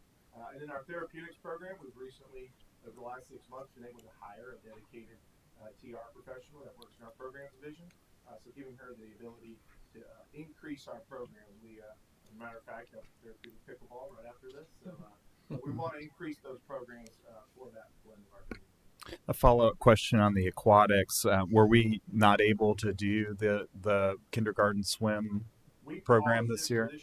I'm actually meeting with some of the CCSD folks tomorrow to look at some more creative ways to maybe enhance the program and maybe have some volunteers and or chaperones from the school district to assist us, because we can tell folks and teach folks how to do swimming lessons and different techniques.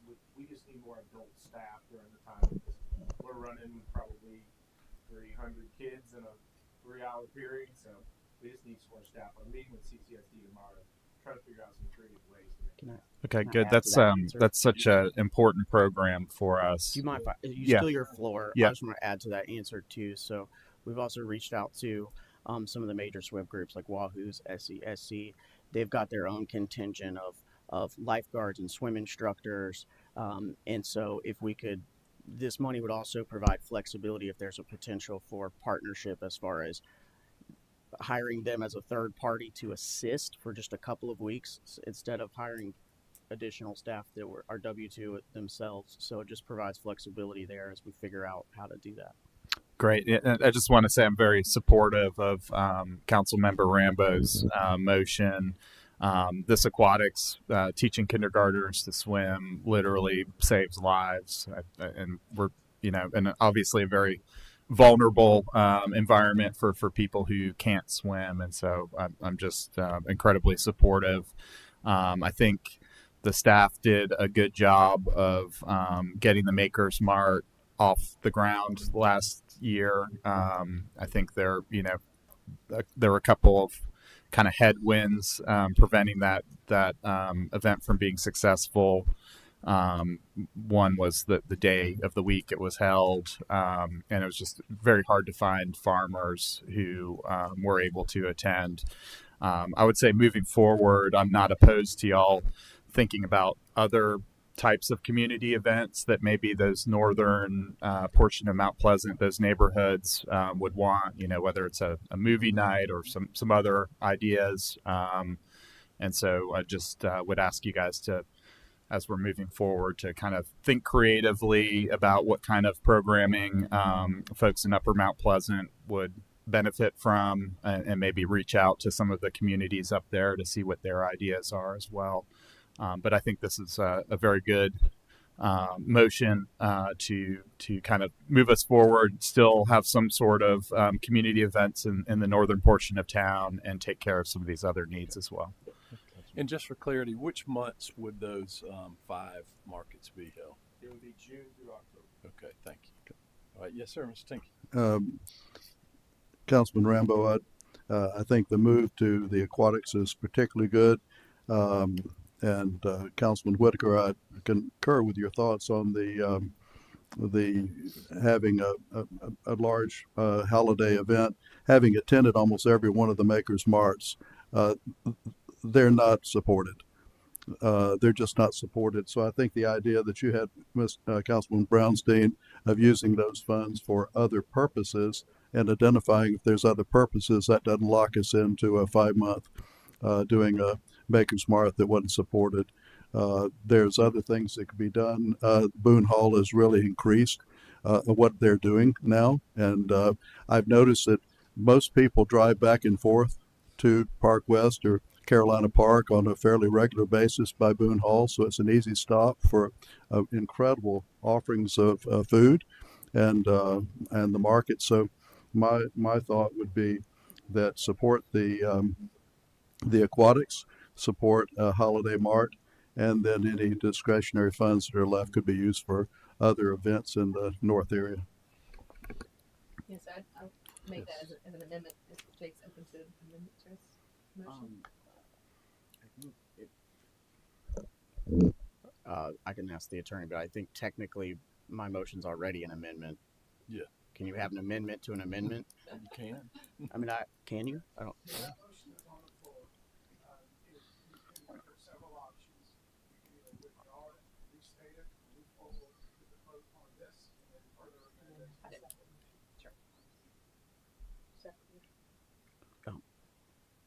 Can you explain what you would like? I'm sorry. If you did choose to withdraw, I'd like to make the motion that the funding, the 44,000, the 22,000 goes for the 2 aquatic programs that you mentioned, that we would fund a Holiday Mart, and if there were discretionary funds left, that we would look at other events in the north area to meet the needs of the people there based on their input. Okay.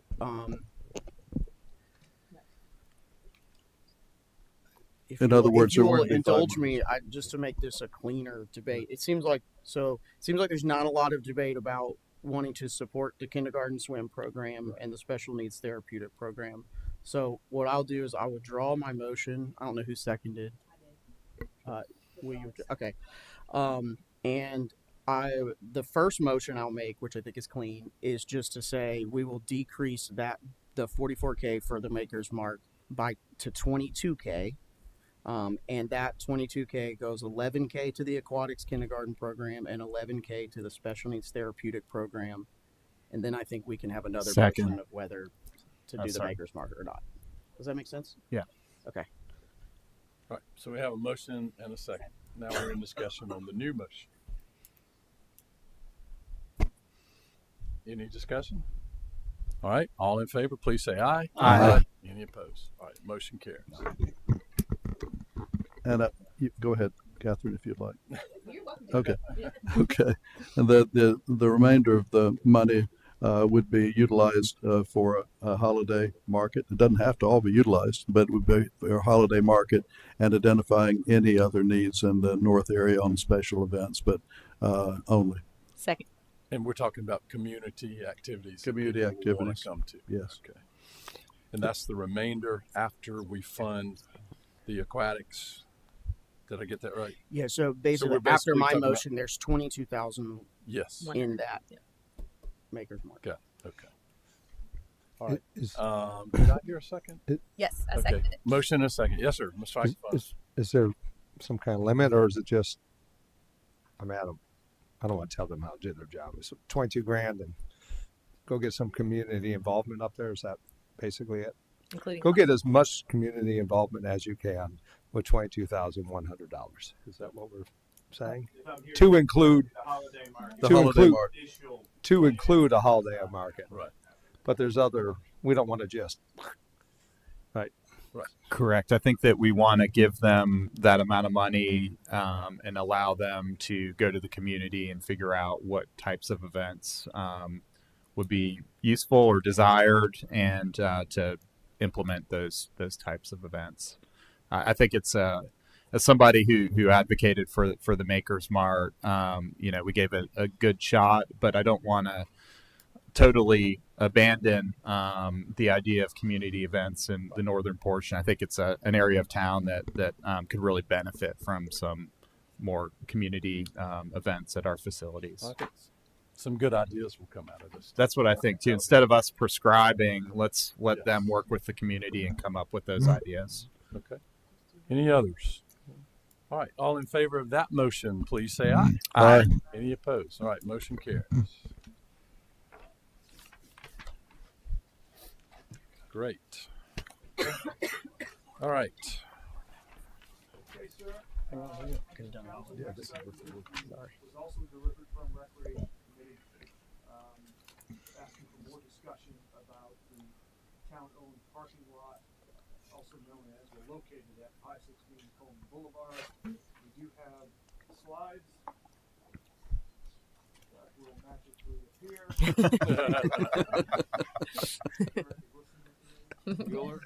He's coming.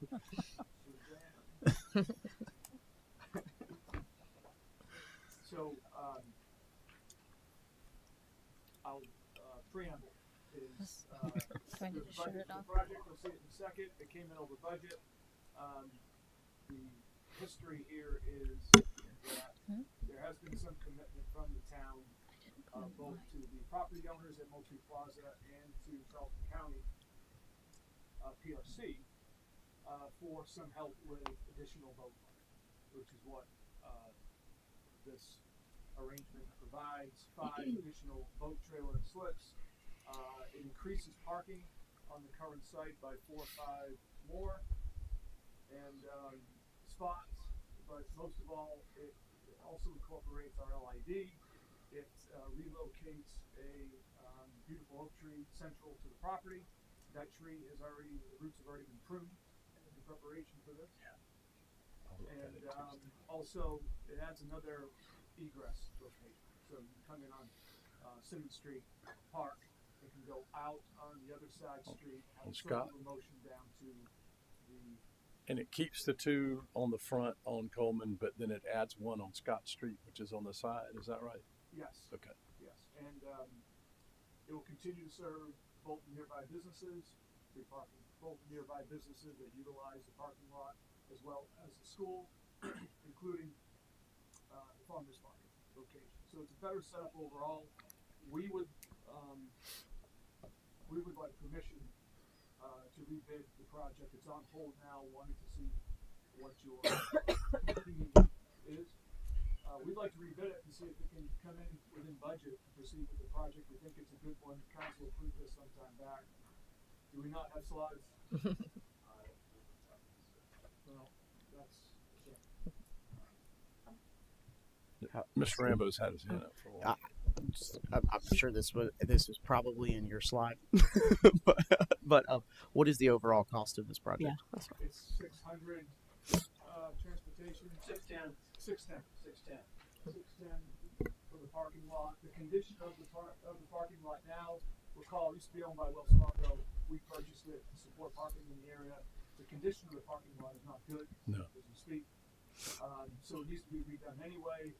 As far as parking lots go, I am not sure. I know it's expensive. But as far as parking lots go, I'm not sure it's that more expensive. That much more expensive than typical parking lot reviews like this. Yes, sir. So by calculation, so $610,000 would add 5 boat trailer slips and 4 car spots. That's $68,000 per parking spot. Well, sir, So Well, that's what's not a the question. total? Well, the thing, if y'all been there, I was there last Tuesday. I saw the root pruning. The parking lot is in terrible shape, so all of that it can't be attributed to just the number of created parking spots. Right? It needs a lot of work. Just what's the spots that are already there. There's holes in it. There's crumbling pavement in it, and it's all part of that cost is also to the access onto Scott Street, which is terribly neat. So Okay. I get so part of my reason for bringing this up, and I had spoken to some council members individually, it just seems like a lot of money to spend. I mean, we're in the last few things like parsing through like, oh, if we increase this budget by 5,000, or can we get 11,000 for kindergartners to learn how to swim, and then it's 70 or however much money that was per parking spot, and I know there's more that goes into that. It just, to me, fiscally just doesn't seem like a responsible thing for us to do. It came in over budget. I think it's a time that we can do something for a lot cheaper, just resurfacing or whatever what's currently there, leave the tree as it is, allow it to grow in its natural spot. So, but I don't have a motion. I just wanted to get discussion. Let's ask a quick question about the tree. Where is it actually going to be relocated to?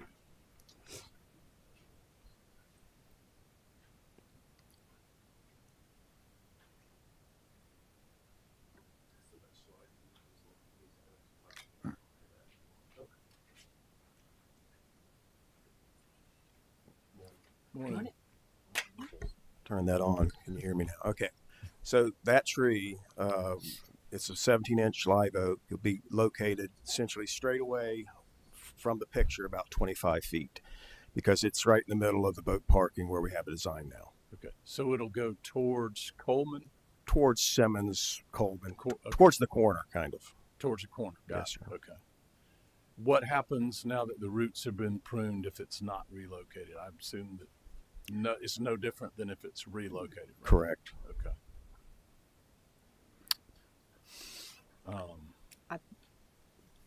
Yes, ma'am. I guess it makes sense to me if we rebid it just to see, but now that the tree's been pruned, I don't know. For me, I thought it was the money could probably be better spent elsewhere, but I guess it'd be worth hearing if we can come in at least within budget, because I definitely don't think we should spend more than we planned on the project. What's the time frame to rebid? We're ready to rebid. We have a budget of $535,000 remaining. The cost estimate for two alternatives that we have, one with on-site retention, one without, is $500,000 with a contingency. So we have more budget than we currently have on the engineer's cost estimate. Okay. So that's where we stand, and we're ready to bid it. So if we just move forward with the rebidding, that happens right away, and we'll know something. How long, when we rebid, how long do we give? Well, this will, yes, sir. I'm sorry, Mayor. Yes. It's probably a 6-week rebid process, and then of course it goes back to B&P for their approval, and all of the line items at that point would be known, including any line item in the current bid, including tree removal, underground detention, paving, all of that. It doesn't appear like it's going to hurt anything to rebid it and let it come back to B&P and maybe not next month, but it could be, but probably 2 months from now. Probably in July. Yeah, July. I mean, we can always make the changes then, right? Might as well rebid it, I think. Yes, sir. Mr. Morrison, where is the off-site retention going? It's on site. It's underground detention. Okay. And where's it going now? It's just flowing off site. So it's just sheet flow. Sheet flows off site right now. So we're capturing everything in the detention system and outfalling to one of the current culverts. Okay. And if we're not allowed to outfall to the DOT, we slightly increase the detention. That's it. Okay. Thank you. Yes, sir. I know there's a lot of budget items we talked about, like restriping our streets, or we're short on repaving our streets. $500,000 more to repaving streets. I believe we're pretty short on just the maintenance of our roads alone.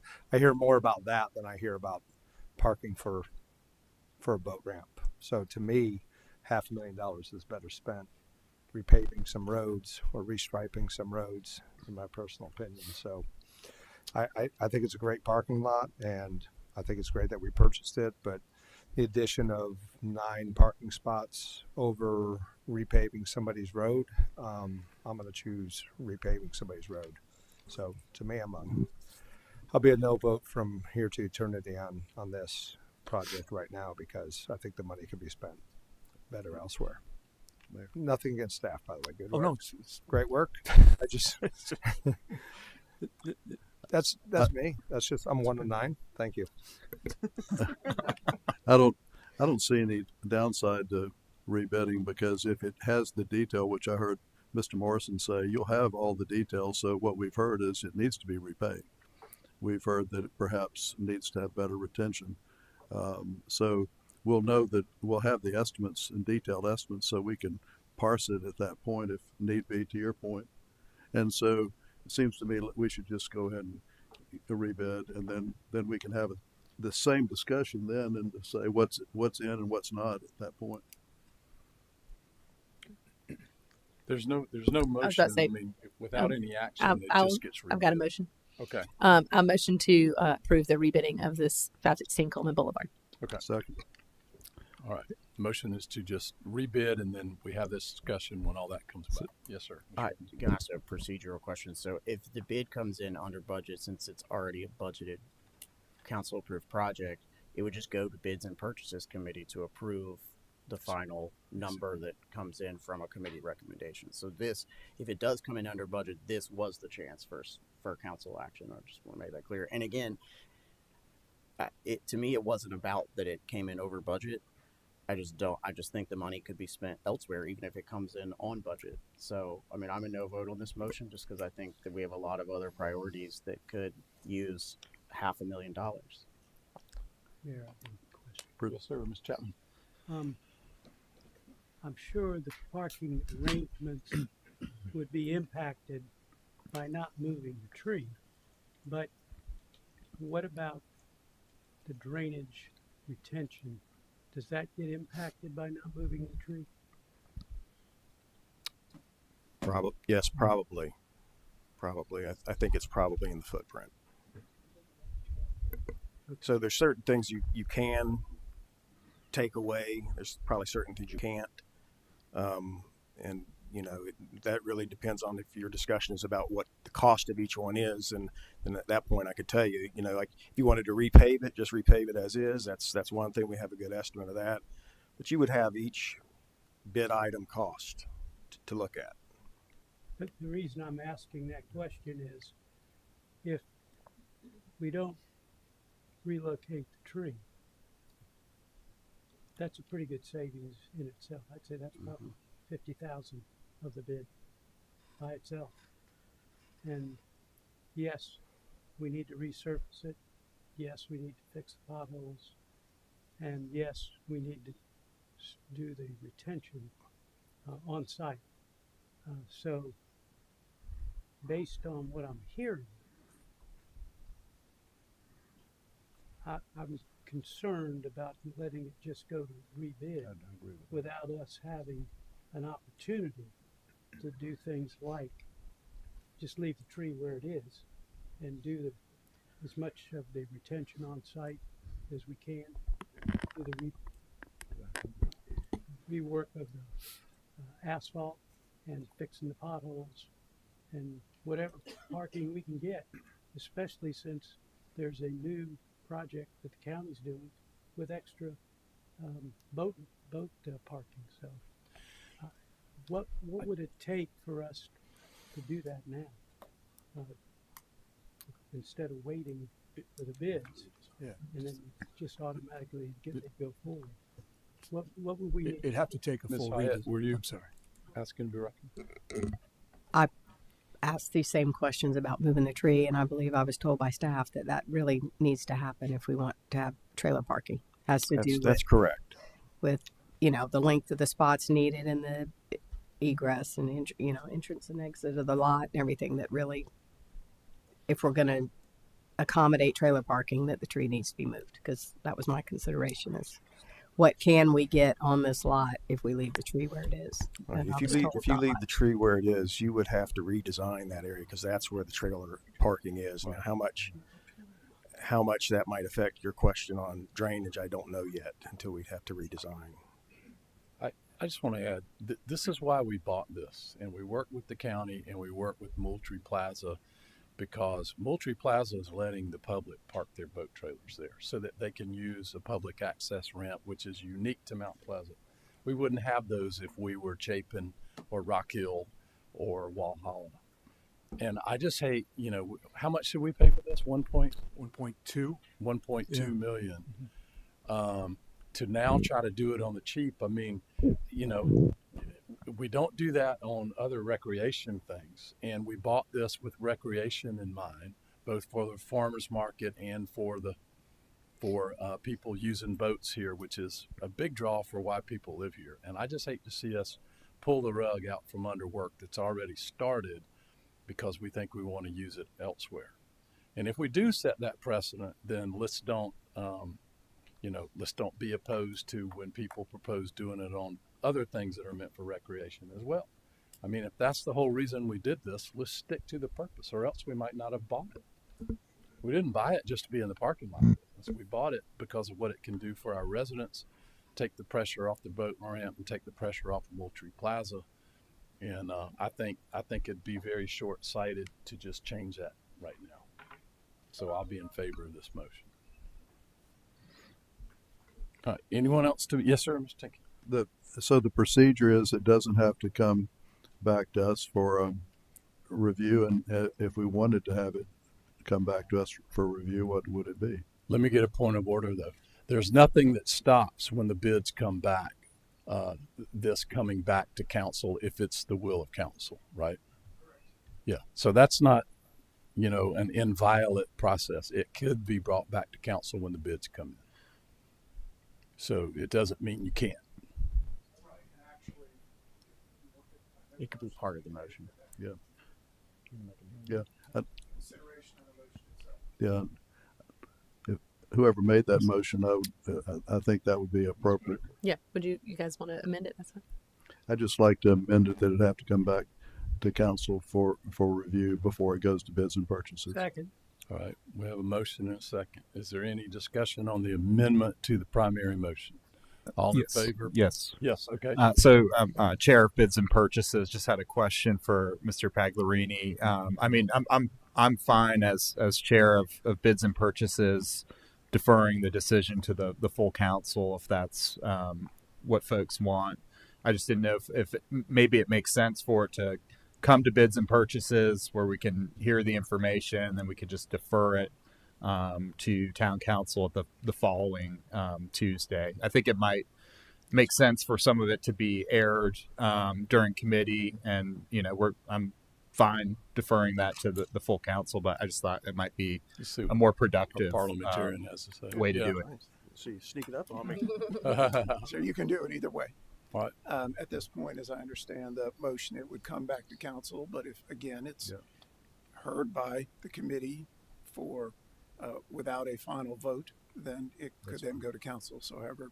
Yeah, I think that would be preferable. So we have the opportunity to see the bids, ask some questions, and so we're not coming in cold at that Tuesday council meeting. It may make our discussion a little bit more brief. Could we get the person who made the I would, for the amendment to say for it to go to Bids and I'll Purchases? go to Bids and Purchases to send it back. Yeah, I would amend to go to Bids and Purchases. It doesn't take any more time. In fact, it adds deliberation, which I think is a positive. Okay.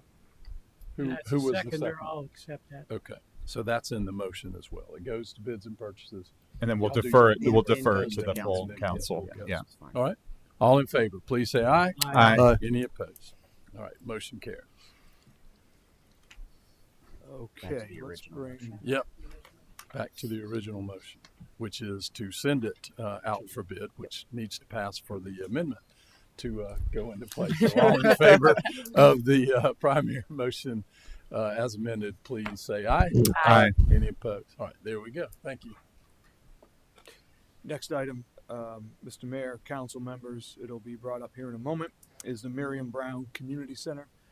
No additional money to the budget, just some shifting around in our CIP. I'll show it to you here momentarily, of sliding $150,000 from the Pitt Street Bridge project down through. Thank you very much. I'll show where it comes up here. There it is there. Here's your CIP. It's the Pitt Street Bridge and Boardwalk. We don't know what the price of that's going to be yet. We know you want to combine the project. None of that's changing.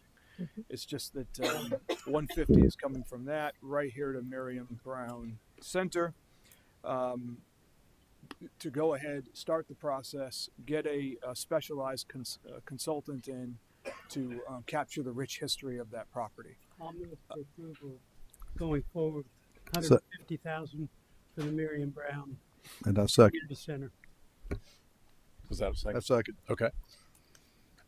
And just for discussion's sake, the Miriam Brown Center will be more than just a recreational building. It will also capture the history and the meaning of the school that was there and who Miriam Brown was, her legacy to our community. Is that fair to say? That's the intent, sir.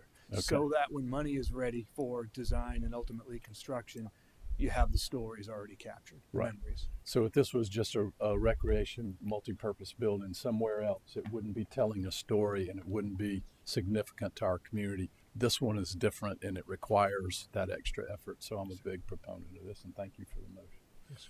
Any other discussion? All right, all in favor, please say aye. Aye. Any opposed? Motion carries. Okay. EDS, Carter motion approved, extending the Beach Reach shuttle to Friday. We have this money budgeted, 8,300 additional, but it is here. It doesn't need additional money. It's already incorporated in our contractual services, but wanted to make sure you were aware. Okay to move on? I just want to make sure, Councilman Brownstein and I are on Carter. We're all for the shuttle. We're all for greater access to the beach. This will, basically almost double our support for the shuttle, or it goes from...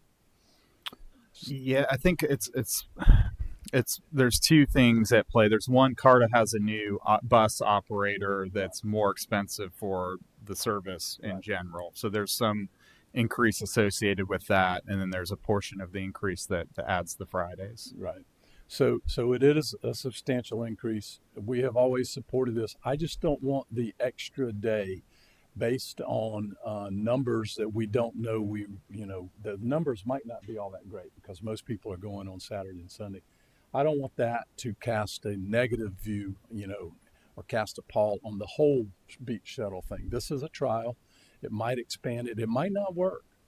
I haven't seen any number projections yet. No, there no projections. I think they're having difficulty with it being a new day. It's hard to know what that demand is going to be. Okay, and I just wanted to make sure, as a CARTA board member, that all of council understands we're not 100% sure that this is going to be effective, and if next year we have to roll that Friday cost out of there and go back to what we've had, that the Saturday and Sunday has been on an upswing. It's been doing very, very well. Yes, it's up 17%, I believe, this last year. Right.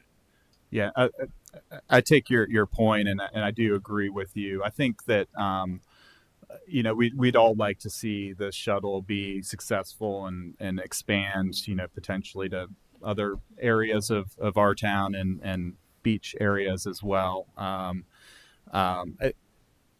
It's a good opportunity for us to work with the Isle of Palms on beach access. We don't always agree with them on a number of things, and so I think it's important for us to try this year, but not necessarily commit. If the numbers aren't there, we can make adjustments in the off season. Okay. But I do think it is a good opportunity for us to work together on beach access, generally speaking.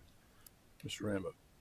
Is the Isle of Palms contributing 8,300 as well? Yes, so it was their idea to expand it to Friday, and they're contributing equally to us. And then Carta is also contributing. Okay. Has Sullivan's Island been a part of the conversation at all? So this year in the off season, we convened an ad hoc committee involving the town of Mount Pleasant, Isle of Palms, Sullivan's Island, Charleston County, and Carta with that intent. I think ultimately, personally, what I would like to see is a circular route that hits Mount Pleasant, Isle of Palms, Sullivan's, and then back through Mount Pleasant. I think that would enable us to create some additional stops here.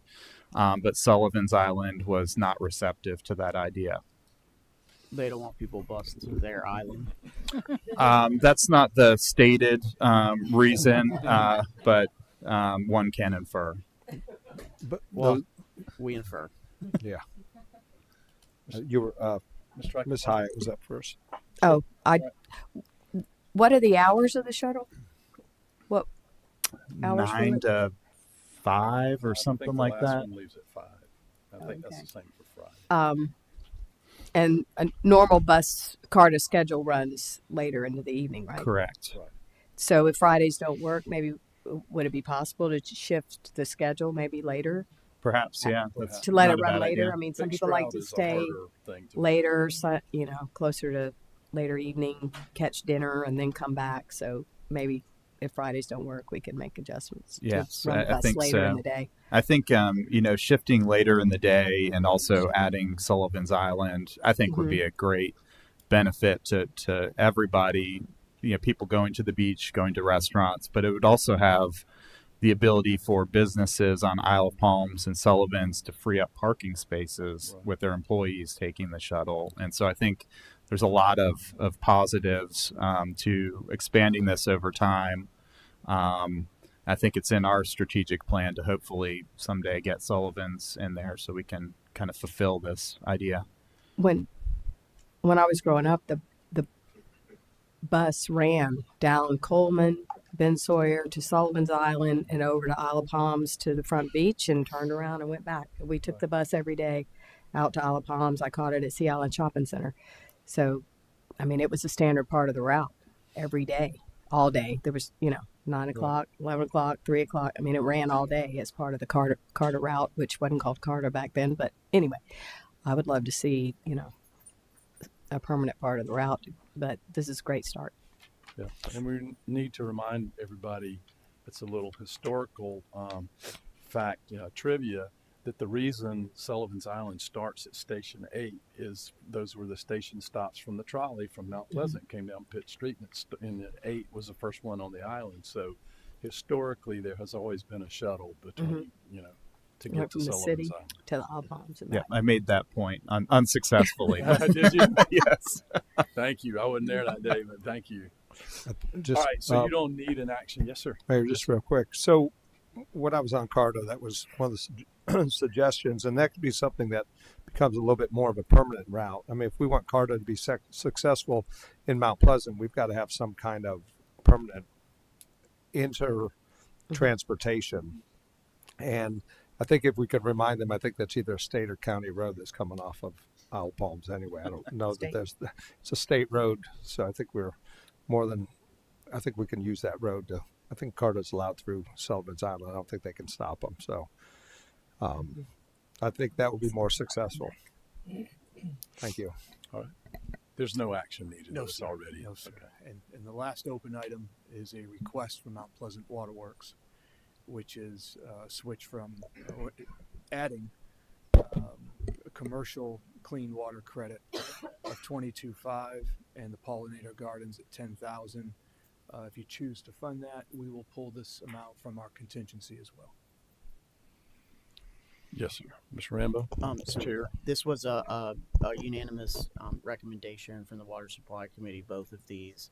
The commercial, we've had there's been great success to the residential clean water credit to try to get rid of a lot of septic tanks going to our waterways. And then, but there are a lot of existing commercial businesses that have been in town for a very, very, very long time before the sewer was available to them. And we'd like to get some of those folks off of there as well, but it is a very expensive thing. And so Mount Pleasant Waterworks is also putting up equal amounts of money for each septic tank that we abate. And same on the pollinator gardens? Yes, correct. Okay. Yes, sir. All right. So it was a unanimous recommendation of the committee. I wrestled with that when it was first brought out as a member of the commission about commercial. But when you get right down to it, you know, sewage is sewage. It doesn't matter where it came from. And septic tanks are going to damage our environment. So I did not just jump on this. I gave it a lot of thought. But thanks to the committee for doing the work on that. Do you need a motion on that? Yes, please. Okay. Would you move, like to make move to approve both the commercial clean water credit recommendation and the pollinator gardens. Second. All right. Any discussion? All in favor, please say aye. Aye. Any opposed? Thank you very much. Okay, and wrapping up here, would very much appreciate a positive vote on a resolution to town council to adopt the CIP, which I referenced a moment ago, the change for the Miriam Brown Center, but that is all that's changed since going back to the retreat in January. We combined a couple projects like Pitt Street, but that is it. So if you wouldn't mind, vote to approve would be great. The amendments Okay. that we have made today. Okay, we have a motion. We have a second. Second. We have a motion and a second. Is there any discussion? I just had a question. Where is, and out of the Police Judicial Legal Committee, I guess, where is the armored vehicle in the budget? Yes, sir. That's in the general fund. Okay. And that's in our asset replacement, vehicle replacement. This is pure CIP. Okay. Thank you. So that'll be a different discussion. Different. Yeah. All right. All in favor of the motion on the capital improvement plan, please signify by saying aye. Aye. Any opposed? Motion carries. Okay. And here is our intent to lease purchase. We'd ask for a positive vote on a resolution here. None of these items have changed. Recall Bearcat is separate replacement. This is under a lease purchase scenario. Heavy equipment, 4 garbage trucks, and some other heavy vehicles for $2.5 million. Move to approve. Second. All right. Motions and seconds. Any further discussion? All in favor of the motion, please say aye. Aye. Aye. Any opposed? Motion carries. Item 7. Yes, sir. And we don't just look at 1 year. We budget 5 years out based on as best as we can see going forward. And it is policy of town council to adopt a 5-year financial plan. And this is it here. Essentially, it shows that a lot of work goes into this.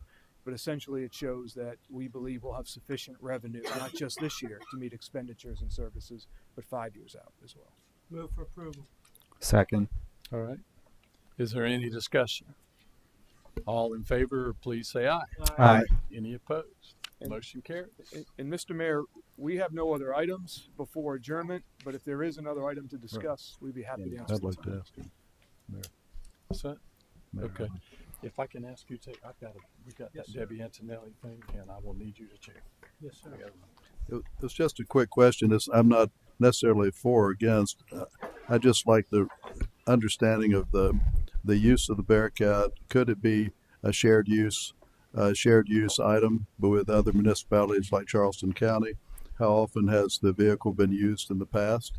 What would be the use of the vehicles? And as we've talked about before, we've discussed a lot about 5,000 here, 5,000 there, but as I understand it, this is almost $500,000. And so in my experience in running large resorts, we typically cost share a lot of these things with other resorts. And so can this be something that could be cost shared? And obviously we want to protect life. And so I'd just like more information on it. Mr. Tinky, can I add on to that? If that's that right? Can I add on to the question? Go ahead. Okay, thank you. So just wanted to say I had some of the same questions, Councilmember Tinky, and engaged in a conversation with Chief Arnold about that and more. Yeah. And so in particular, Chief, if you wouldn't mind addressing, I think, 2 things on that you shared with me. The difference between the auto aid agreement with the fire department and the mutual aid agreement that you have for law enforcement and how that applies to the use of their vehicles in some of those agreements. And then particularly you mentioned the difference in the number of operators of the Bearcat versus the MRAP that we currently have and the inability to drive it unless you're specialty trained. I think those were compelling to me and might be for the rest of the council members as well. Certainly. So to answer your first question, there's a very distinct difference between an auto aid the fire department has. It's built into dispatch packages for fighting fires. When it comes to law enforcement and law enforcement operations, we have to remember jurisdictional boundaries and the authority to enforce laws. So we don't have an auto aid. That doesn't mean that we don't from time to time partner when we're executing high-risk warrant services. For example, if our federal partners are doing a roundup and we've have members of targets from Mount Pleasant that we're operating with, there's going to be a multi-jurisdictional response and it'll be used for multiple agencies. That said, it's very important that our folks would be trained on it and use it. You can request the Bearcat from another agency. When that Bearcat gets here, it's a prolonged process. It's not like auto aid. It doesn't automatically get dispatched. It requires a call from one agency head to another saying, can we do this? Explain the situation. And then when that piece of apparatus gets here, normally one or more of their team members operates that vehicle and we add our people to it, which then takes our people off of the response process. So,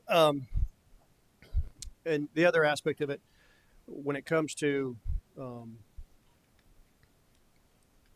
the sharing of vehicles, and yes, if another agency had a situation, we could respond at the request of that agency head. Likewise, we could request one from another agency. I hate to even bring it up, but God forbid we have an active shooter situation with a injured officer pinned. I don't want to have to take the time to call another agency, have that long extenuated response time to get to our officers who are down. The Bearcat is far more maneuverable than the current armored vehicle that we have. There are far more applications for it than the current vehicle we have. The federal government does place limitations on what we can and cannot do with that vehicle. Fact of the matter is we don't own that vehicle. The federal government does. It's on loan to us. So the Bearcat is a far more superior platform for our people to operate off. What other questions? Well, the question I had was, in the vehicle that we have, how often, and I understand that was a federal grant made available to us with surplus equipment, and probably wouldn't have done it perhaps if it hadn't been for that. And then how many times has it been used and for what purposes? And certainly I want to save lives, just like I want to save lives as we spend money on transportation and traffic lights and stops and that type of thing. But how often has it been used, and what is the urgency of this? So how often has it been used, the existing vehicle, and what is the urgency that's causing this to happen? So fortunately for us, the vehicle is not used very often. It requires a full SWAT team call out. So there are many situations where you might have a partial team call out for a higher risk warrant service where you could use a Bearcat, whereas with MRAP you have to have the entire team come out to use it. I can get you the exact number of times it has been deployed since we acquired it from the federal government, since it was loaned to us from the federal government. I don't have that exact number off the top of my head. It is not a lot. And so the reason for it now is the MRAPs are no longer in production. The parts are becoming more difficult to source. It is very difficult to do maintenance on it. It requires specialty maintenance. It was not our first choice. We originally wanted to pursue a civilianized armored vehicle. But at that point in time, that wasn't allowed. And so we did the military surplus. So it's not, from my perspective, I know it's new to you all. It's not a new or urgent thing. We've been looking to do this for several years. Well, I appreciate it. Obviously, it's a sensitive issue. Anytime you're saving lives and saving people's lives, you want to do everything you can. My question really is cost effectiveness of what we have, how well it's been used, and it seems like it really hasn't been. But that's just my own personal opinion as we utilize the funds. Any other questions before we adjourn? Yes, sir. Brownstein. Yeah, just a question. Is there an opportunity, since these aren't used very frequently, is there an opportunity to find like a used civilian armored vehicle, or are those kind of non-existent? So these things, when we purchase this, it'll be part of our fleet for 15 to 20 years. Okay. By the time a used vehicle comes available, and most police departments are like that. It's kind of like a ladder truck. It is not something you use very often, but when you need it, you need it. And they stay in service a long period of time because you're not driving it every single day. So the other aspect of the Bearcat, just from a practical application, is there are many places where that MRAP cannot drive, where a Bearcat could. Ion, certain parts of the old village, there's just places where that MRAP cannot go, where a Bearcat could go. Yeah, I just want to say from my perspective, I don't want to be the council member that says no to something that ends up costing us down the line, where an officer is, God forbid, injured or killed. And so I think it's, one of those instances where it makes sense to defer to the experts, the police department and the chief. And I just don't want to, I'm not going to put myself in that position where I'm voting against something that they say they need and something that's crucial to officer safety. No, I understand. Thank you. Any other questions? Mr. Iacofano. I think this is one of those items that you hope you never have to use, but it's one of those items that if something comes up, that you're glad you have it. I just looked it up real quick. It's pretty cool. I'd like one. Obviously can't have it all armored, but it's pretty cool looking. But we're talking about and I appreciate the conversation coming up during budget. So and we had spoken about it as well. Is it worth it? But we talk about a $500,000 parking lot or a $500,000 vehicle that could be saving our children's lives in an active school shooting. Hopefully that never happens, or an officer being pinned down. I'm going to pick this over a parking lot any day. So if that's what it comes down to, I think the parking lot gets scratched, and this is the vehicle that we buy. So I appreciate you stating it, because I did have conversations about it as well. So thank you. Thank you. No, I thank you for. Did you have a question? Yeah, it's kind of more of a statement I thought was interesting is that, I hear there's been issues with the current MRAP with like batteries dead, the blue light is not working. But also I thought it was really cool that the telescoping RAM that can be used to breach doors and windows without the police officers even getting out of the car. Yeah, unfortunately, we recently had a barricaded subject on Seagull Drive where that RAM in the front of this would have been the perfect application. Instead of having that, since we don't have that capability, our officers have to move up in position and use the master key, as I refer to it, a handheld RAM, placing them in a much greater risk. So yeah, so it's got a lot more uses, and it does. Just these bigger scenarios that we're thinking, like shootings and stuff like that. Thank you, Chief, for the good answers. Appreciate it. Okay. Any other questions before we adjourn? Well, first of all, do we need to make any more motions, Mr. Demore? Not that I'm aware of. Okay, good. Any other questions? Okay, the next item is to adjourn. We adjourn. Yeah, for sure.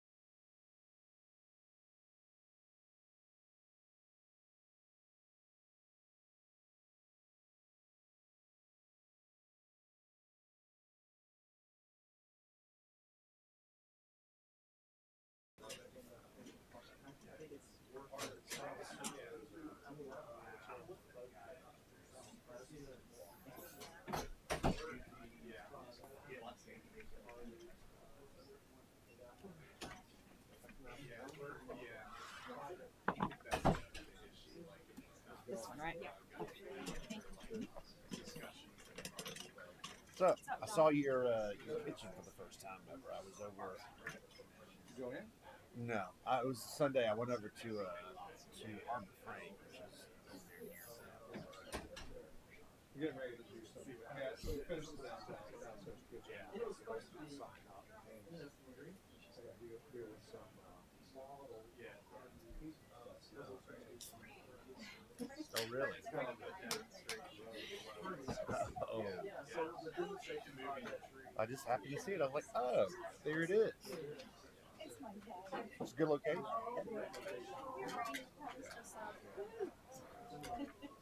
That was a very exciting meeting. 18 minutes. 18 minutes. Yeah. It's literally yeah.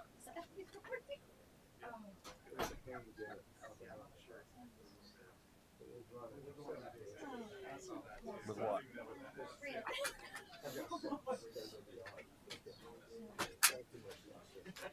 It's just, I mean, they're over the top. I mean, it's 70 degrees in the kitchen. Actually, it's 60. No, there is no return. I don't know if you understand. I mean, kind of, yeah. Used to not have a return air front, and there's something out there, and then they put a return air in front of them, which is blowing the outside air. So it's 100 degrees out. It's blowing 100 in, but 90, 80% of it would go up the hood. Yeah. Stopping the good air from getting sucked out. So, now, the new way is there's no return. The entire state is interesting. But it requires a very to make that. Sure. What time is it? We all talk too much. We all talk too much. Who would have thunk it? Talk too much. Chatty. Chatty.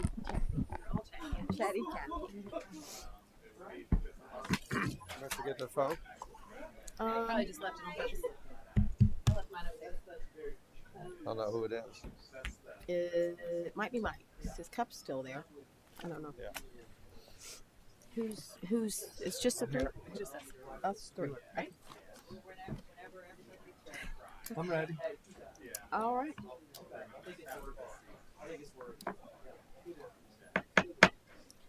All right. If we're ready, we'll call to order our Economic Development Committee meeting for Monday, May 4th. The next item is approval of minutes from our April 6th meeting. Motion to approve. Second. All those in favor? Aye. Motion passes. Next item is public comment. If we have anyone here to address the committee, we need name and address in 2.5 minutes. Yes, hi, my name is David Quick. I live at 1502 Village Square in Mount Pleasant. And as y'all know, we have a big sales tax referendum coming up in November. We're asking the taxpayers to resume their half-cent self-imposed regressive tax on themselves to pay for infrastructure, green space, CARTA, bike and pedestrian safety, issues caused by overdevelopment.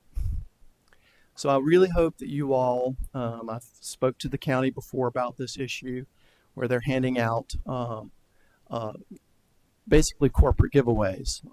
The last 2 weeks, they gave one to a Boca Raton-based real estate company for $4.7 million to build apartments in North Charleston. And I hope that you all will be diligent, that you'll be focusing more on economic development that benefits local businesses and not bringing in businesses from outside of the state or outside of the country, corporations and that sort of thing, to build headquarters that will also not only affect our infrastructure, but continue our housing price, skyrocketing prices. So I really hope that you all will be diligent. And, I know you all are about to go behind closed doors to discuss another incentive package. I don't know what that is. I really wish that would be more open. I know there are reasons for it being behind closed doors, but I think we're at a point where we need to think of our community as not being in the 1990s anymore. We're in the 2020s, and we need to kind of say enough's enough, and that people will come here for our community and be willing to pay the full tax and fee burden if they're coming from outside of our community. So please, I hope you all will be diligent about smart economic development and not like bring in corporations from outside and give them breaks for doing so. Thank you. Anyone else for public comment? Seeing none, we can move on to item 4, which is executive session discussion of economic development incentive package. If we have a motion. Motion to move to executive session. Second. Okay. Committee may take action on any item, including any subsection of any section listed on an executive session agenda or discussed in an executive session during a properly noticed meeting. All in favor of going into executive session? Aye. Aye. No opposition, so we will be in executive session.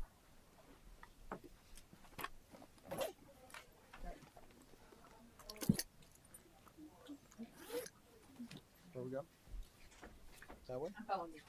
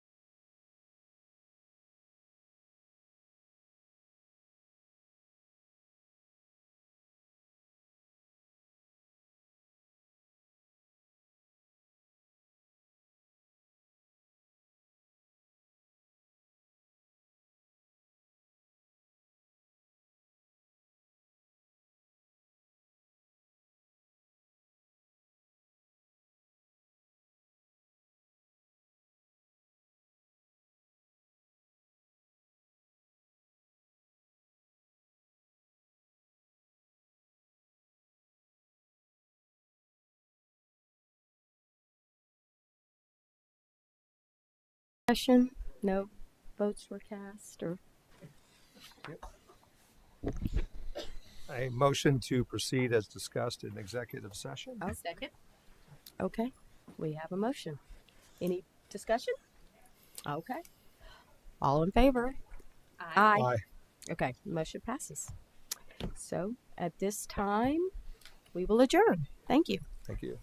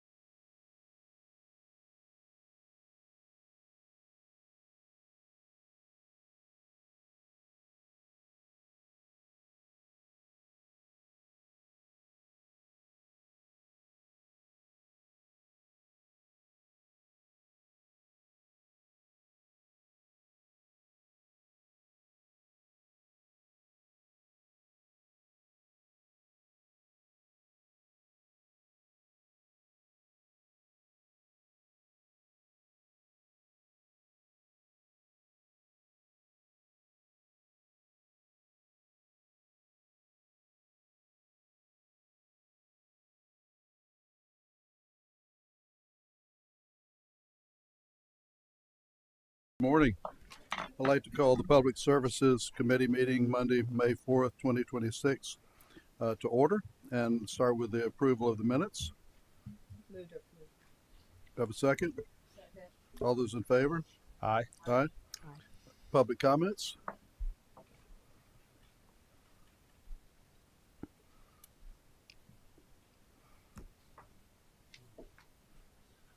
Good morning, Daniel Brownstein, 1391 Downsbury Drive. Want to commend this committee for tackling the issue of undergrounding power lines. It's one of the most I guess it's a cyclical complaint that I receive, but whenever Dominion is in town trimming trees, it's of incredible importance to our residents. It certainly alters the way that the town looks when they're chopping off significant portions of oak trees and the other trees that line our roadways in particular. I know it's a complicated issue, but I think that it's important that y'all are talking about it, and I would welcome the opportunity to work with any of you guys on this issue. It's complicated. You've got the trees all along major roadways, which I think is an easier place to underground. But when you start talking about neighborhoods, it becomes more complicated. And I think that there are some things that we can do internally here to help the process, but we also need to conduct a lot of outreach with Dominion because a lot of the bottleneck involves Dominion and their engineering of the projects. And so just here to offer myself of any assistance that you guys need. I'd love eventually for this to be on our CIP plan with a realistic overall project where we can chip away at this over many years and become like other communities that have almost totally undergrounded power lines. I think it's possible, and I think that we need to be ambitious and set that as our target. So thank you. Thank you.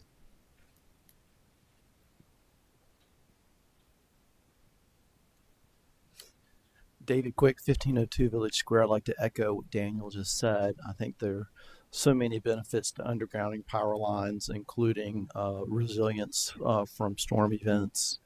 And I think the ideal thing is to protect our scenic highways first and foremost.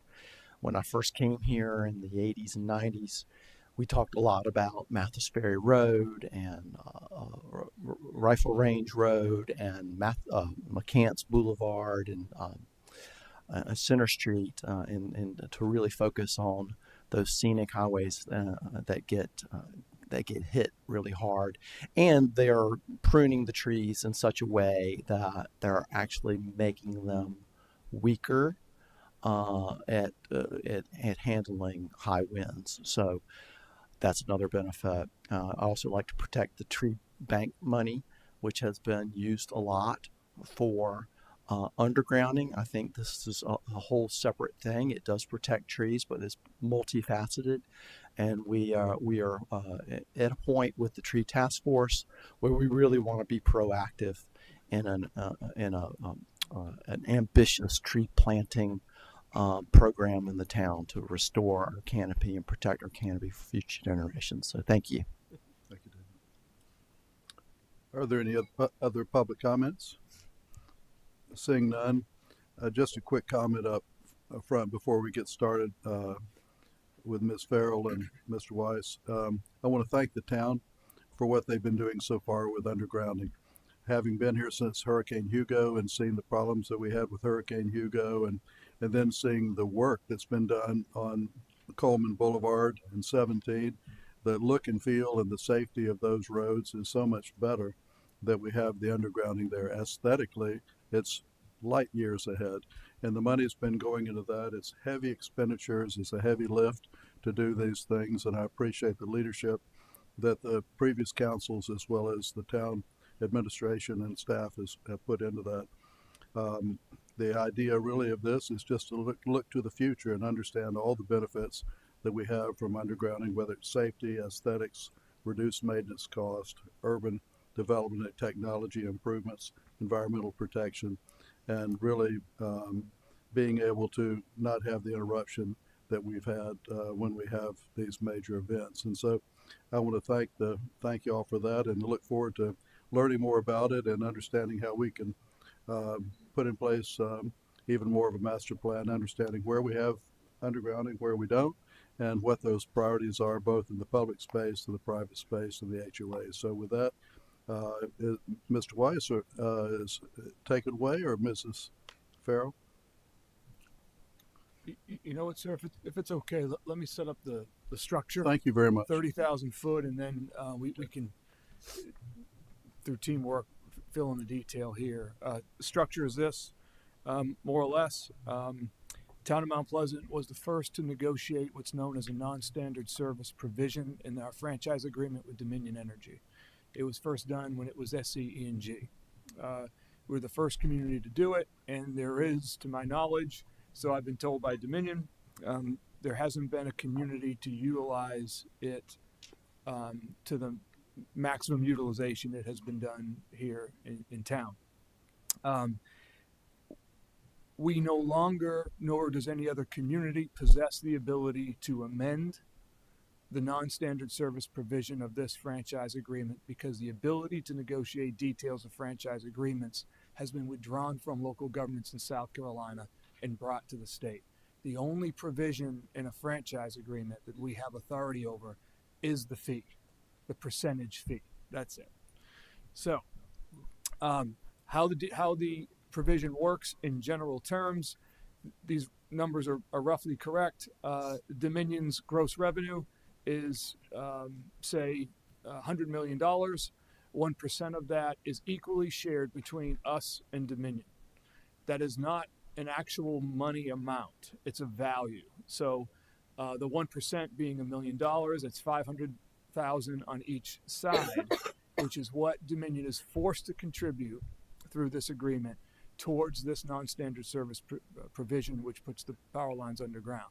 We have the same value that we have to match and put towards these projects. That amount typically comes from the tree bank fund and hospitality and other special revenues that we use to do projects. I'll stop there and let Andy or Christiane then talk about how the projects are chosen, what the history has been, what's been accomplished, and what's yet to be accomplished. Thank you. Good morning. I will start with kind of giving an overview of our undergrounding program and then talk a little bit more about the future and how we might want to proceed. So to start with, to give a little bit of background on the program itself. You know, as Eric explained, we do this with Dominion Energy, formerly SCE&G, been doing it for a number of years, and it is all the work that we have done has been accomplished through the non-standard service fund. We have a couple of different project types that we have pursued over the years: the major arterial roads, our tree canopy preservation, scenic highways. We have had some instances where the goal was economic and aesthetic enhancements, and then finally neighborhood undergrounding. So I'll kind of review these, what we've accomplished over the years or what we've currently have underway. Previous projects, our very first project that we had would fall kind of under that economic development aesthetic, and that was on Coleman Boulevard at Shem Creek. Y'all probably remember that the lines used to be above ground on the bridge. They are now under the water. That project was stretched from basically Lansing to Mill Street. And then we moved on over to Mathis Ferry, and we've been very successful with Mathis Ferry, 2 phases. So essentially what is already underground right now is Muirhead to about the Hamlet Square area where the entrance to the hospital is. The neighborhood undergrounding we have not moved forward with as successfully. We have a couple of projects that have kind of gotten started and then have never really proceeded for various reasons. Many of y'all remember that in 2023, the Groves and Hobcaw were both very interested in trying to get the lines underground. So we, using the money that Eric was just talking about, used our funding to fund a study, a feasibility study. And what that feasibility study yielded was what would be the overall cost in order to accomplish putting the lines underground in both of those neighborhoods. The cost ultimately came back to be about $4 million for each neighborhood, and that would have been a burden on those particular neighborhoods. We shared all that back with them, and since then have not heard back and not had any desire to proceed from the neighbors. Pitt Street, we went a little bit further. We this is the commercial district of Pitt Street. We were doing some other improvements in the area, and we're trying to accomplish this at the same time. To put the lines underground. It was fully designed, but then ultimately we're not able to accomplish the project because we couldn't get the easements necessary for the boxes, which is usually the problem in the neighborhoods. And so that project was not able to move forward. But we do have a couple of things that are underway now. We are finishing Mathis Ferry, and so it will take us from Muirhead back to Wingo Way and capture a portion of Grants Avenue. That project started in 2026. It was a long time coming. We actually signed the agreement back in 2022, so we are happy to see that that is proceeding. They estimate that it'll be done by the end of this year. In terms of our cost share, it was estimated at the time to be about $1 million, or a little about 1.1. So hopefully that will hold true as we move forward. What we're doing right now, or what we're working with Dominion on right now, is two other projects. The first one is Ben Sawyer and to Rifle Range, stretching basically from Rifle Range to the Center Street Extension Substation. This project came about because we heard from Dominion that the trees, the oak trees that are planted in front of the Mount Pleasant Square development were going to need to be removed. We asked them to please consider that this could be our next project, so to place the lines underground there. And so we are waiting on a cost share, our cost share quote, that we hopefully will have here again also by the end of this year. A second project that we have asked for is Muirhead, and this would take us from Mathis Ferry to the intersection with Hobcaw, East Hobcaw intersection. So at least get that first little leg going into the Hobcaw neighborhood without necessarily proceeding into the streets. If all of this, we are able to proceed and get the necessary easements on all of these, we hope that work would begin sometime next year.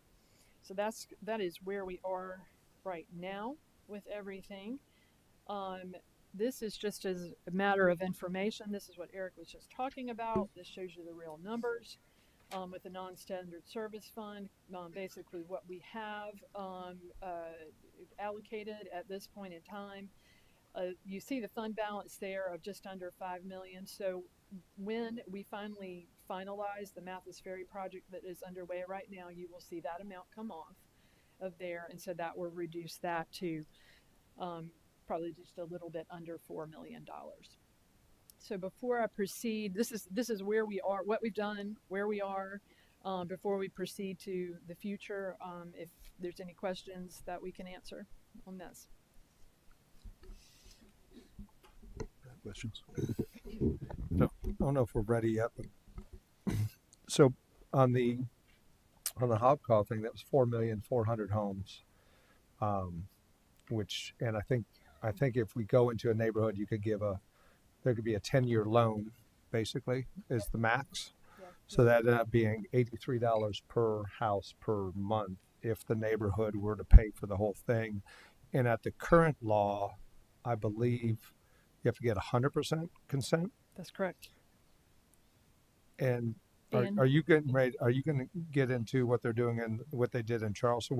What was it where you can make it? Because that's the biggest thing. Because even I was in all these discussions. The biggest thing was this: doesn't matter if you put $4 million down on the table right now. Mm-hmm. If somebody doesn't give you access or give you the easement, then the whole project is a wash. It can't move forward. It can't move forward. So sometimes you can have all the money you want. It becomes it's up to us whether or not we want to put an ordinance in place that says, no matter what you say, we're coming in, and we're putting in that 10-foot by 10-foot box every 1,000 feet, mm-hmm. and we're putting that 3-foot by 3-foot box every 6 homes, something like that. I think is the small one.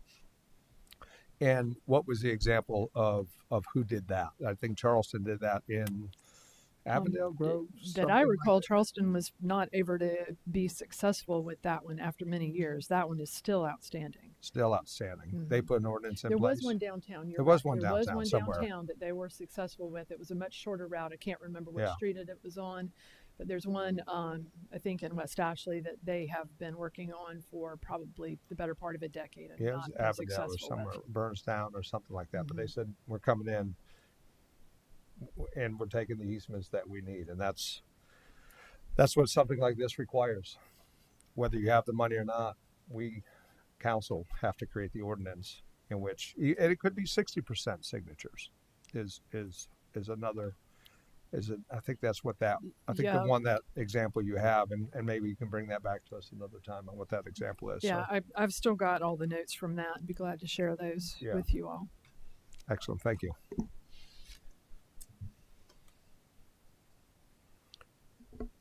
I think, go ahead, you had a question. Has there been some discussion about funding from Dominion expires and keeping them on track in some way to not lose that?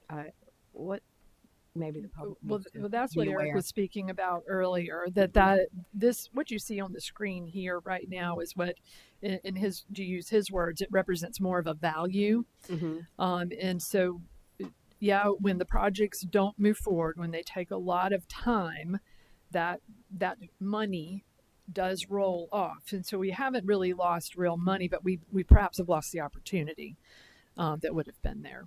What's the timeline with that? Do you know? It rolls off 5 years. 5 years. Mm-hmm. Okay. Yeah, I just feel like our main arteries are what we really need to focus on because it's going to be hard to get the public. No, involved. it clearly this phase of Mathis Ferry that we're on right now, that document was signed in 2022. So it has taken us that long to get to the point that we're finally under construction. And that's, what we see.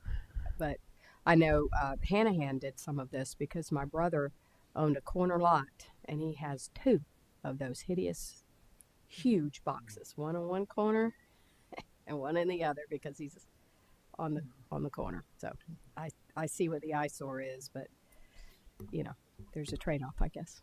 Right. Good.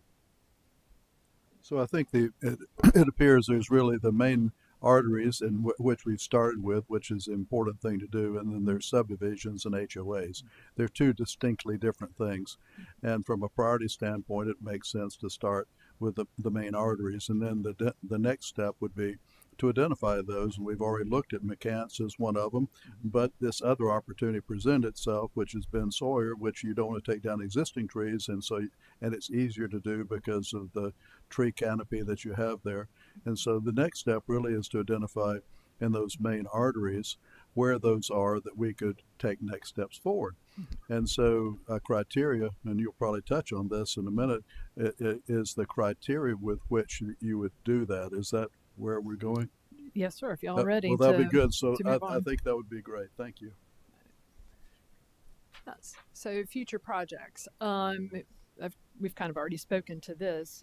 Just remember, it takes a long time to get there. So these, I guess in my mind, when I was putting this together, I was a little bit thinking about our speed hunt program, which is, of course, an annual thing, but the frequency wouldn't be available like that for these types of projects.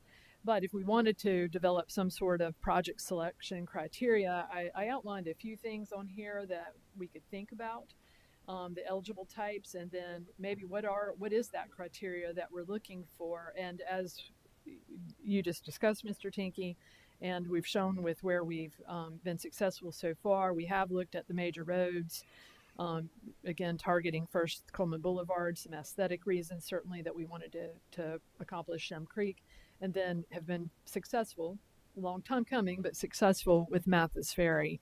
And, after the many years, you can certainly see, especially in front of Ion, how the trees have changed because of this effort. But there's also other things to consider. The frequency of the outages, that is something that happens within the neighborhoods, in particular Hopcob. That is their complaint and their concern for this, in addition to the tree canopy that they have within that neighborhood. So there are a number of things that we could outline if y'all were interested that perhaps we could evaluate based on these interests.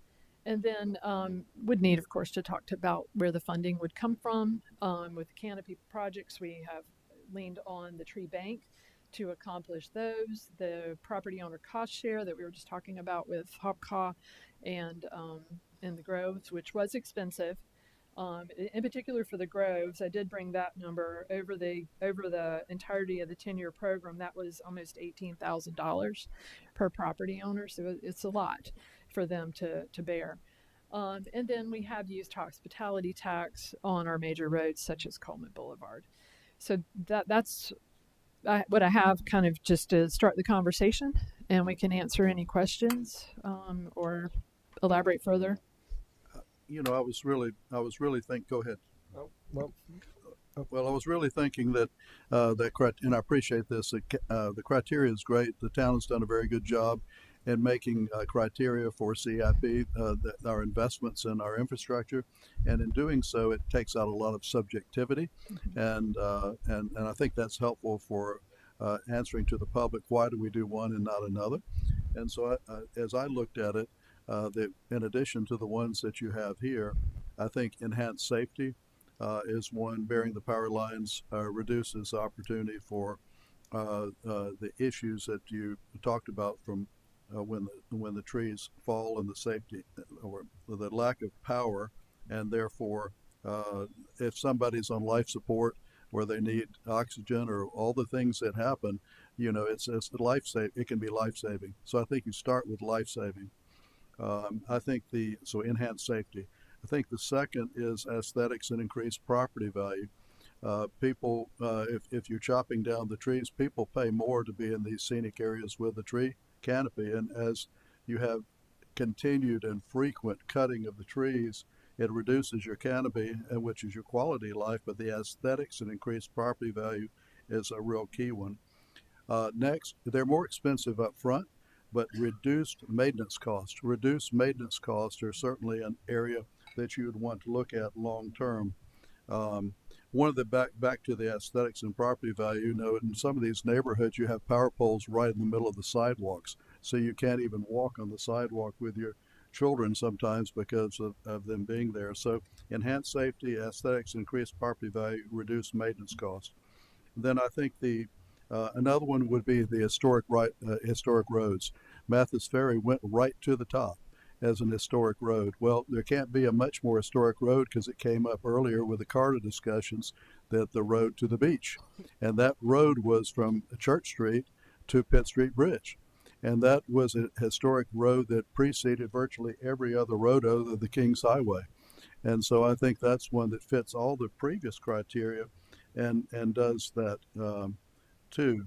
So that's and I think we could identify those. There may be others. Long Point Road might be one that would fit in that type of category. That cut through Boone Hall, etc. So then I think environmental protection, and this isn't this is very key, because if you take your undergrounding, it protects all your habitat. Your bird life protects all the things that have to do with that habitat. So environmental protection is really important, and that environmental protection not only helps people from getting electrocuted, but helps birds from getting electrocuted, and all the issues that come about with that. So those are just a few of the criteria that I thought would be helpful, because then you could weight those and come up with a short list. But I'm going to defer now to any questions or added criteria that people think might be important. John? If I were going to break this apart, I don't know. Do we have any idea how many miles of above ground lines we have? Any? Zero? No, not broken down. You got to remember that there's some Berkeley lines too that this wouldn't apply to, but I think we could figure that out.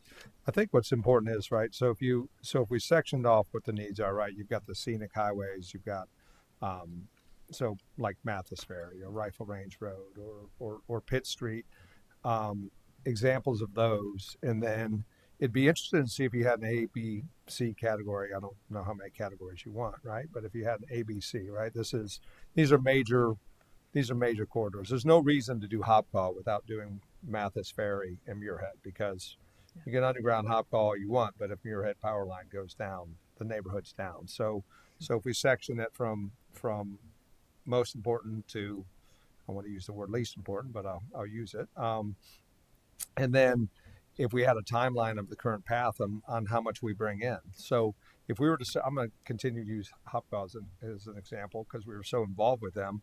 But if you were to section the roads and say, it looks like Hopco on this current path of funding that comes in with no additional funding from council, it looks like Hopco you'd be about 30 years from now.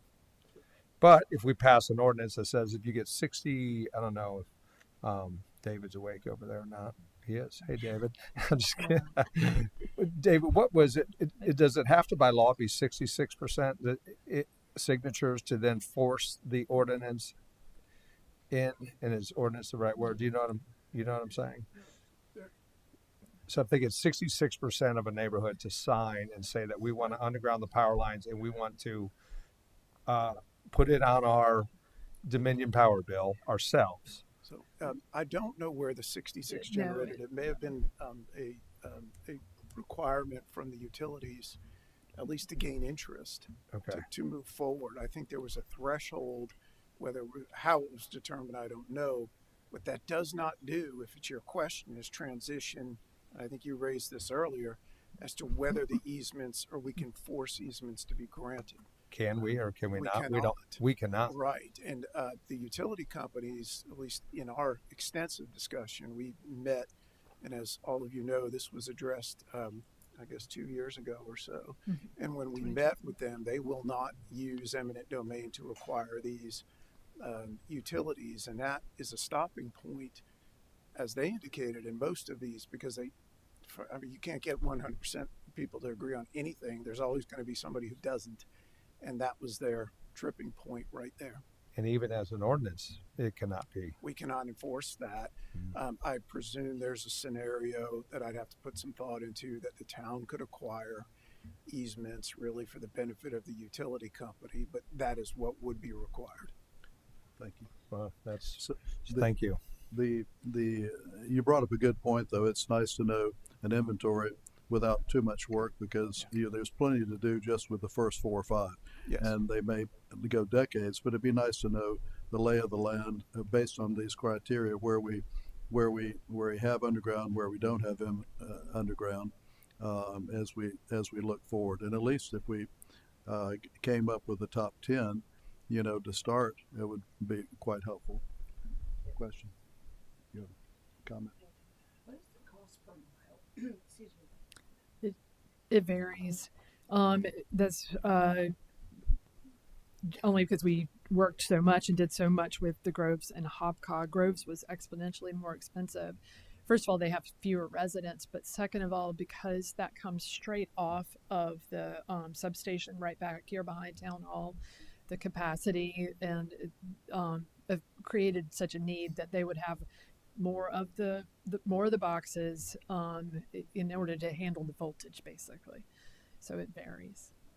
Hopco's end of the line. It depends on where you're on the line, right? Yes. Hopco's end of the line is they're both 4 million. And I think thank you. Yeah. And I think you also mentioned but prior to the meeting, or it was mentioned prior to the meeting, although that McCants was an option. However, if tree protection was one of the criteria, and it looked like the undergrounding may cause more damage to the trees than less, it was important to know the cost benefit of putting in the underground for McCants. So in other words, McCants may cost you more money to do because of the extensive tree canopy than one that didn't have the tree canopy. Is that correct? Well, you do have to. McCants wouldn't be that much different than the work we've had to do on Mathis Ferry, right? Where it's dealing with the roots. Yeah, is really the consideration. I've got one. I think Mike, thank you for putting this on, and obviously staff and Eric with whoever was involved in getting this matching dollars, because we're way ahead of other communities. But if we left council, at some point we'll all leave council, but with a 20 to 50 year plan on which way we're heading, I mean, I think that's what has to happen. I think we need a 50-year plan, and we leave we leave future residents with a town that has which is underground, unless we start transporting electricity like Tesla thought he was going to do. But other than that, I think we should have a 50-year plan on how to get these done. At the very least, it would make sense to mirror the comprehensive plan, which is a 10-year plan, and a strategic plan, which is a 5-year plan, or as we talked about earlier, a 5-year funding plan that we just budgeted. So I think we should start that process of getting these on, and for people to be aware of and coalesce people behind it. Yes, sir. And if it's agreeable to you, Mr. Chairman, members of committee, allow us to come back potentially next month with a sort of a codified plan. We have pieces of it that we reviewed, but the sort of the public street side, and then maybe what's available, what we can continue to do on the private side, list the projects that we have ready to go into the future. The criteria that you mentioned, you can decide on those, add a couple projects at the end to work on, and sort of pull a plan together that we can work from. And since HOPCO raised its head, the question would be interesting was it need-based or just didn't like it? In other words, if in HOPCO, which is an older neighborhood, that maybe the 20 people that didn't want it, 18 of them were based on need, and there could be a criteria for need that would be objective, that could be a grant to help them. Let's just say it's a 90-year-old woman, been in the house all her life. She'd love to do it. She just doesn't have the money and couldn't afford to do it. And so then you get something there, and she may get a new tree too, out of that, because we can take care of it. So that'd be interesting to see why it failed. We know it failed because of lack of 100%, but what were the real reasons behind it? Now, if they just didn't want it, that makes it tough. But if it was need-based, that may be something else. No, I think that's great. Just give us you framed it well, and then if we can get a plan and start to get a plan in place with some prioritization of it, that would be good. Your thought, Laura? Any thoughts? No, I think that's great. Anything else? Appreciate you bringing it. This would be a good start on that, and look forward to having this really vital asset prioritized in an ongoing plan. Thank you. Master comprehensive plan. Thank you. If there's no other thing, we are adjourned. Thank you. Thanks.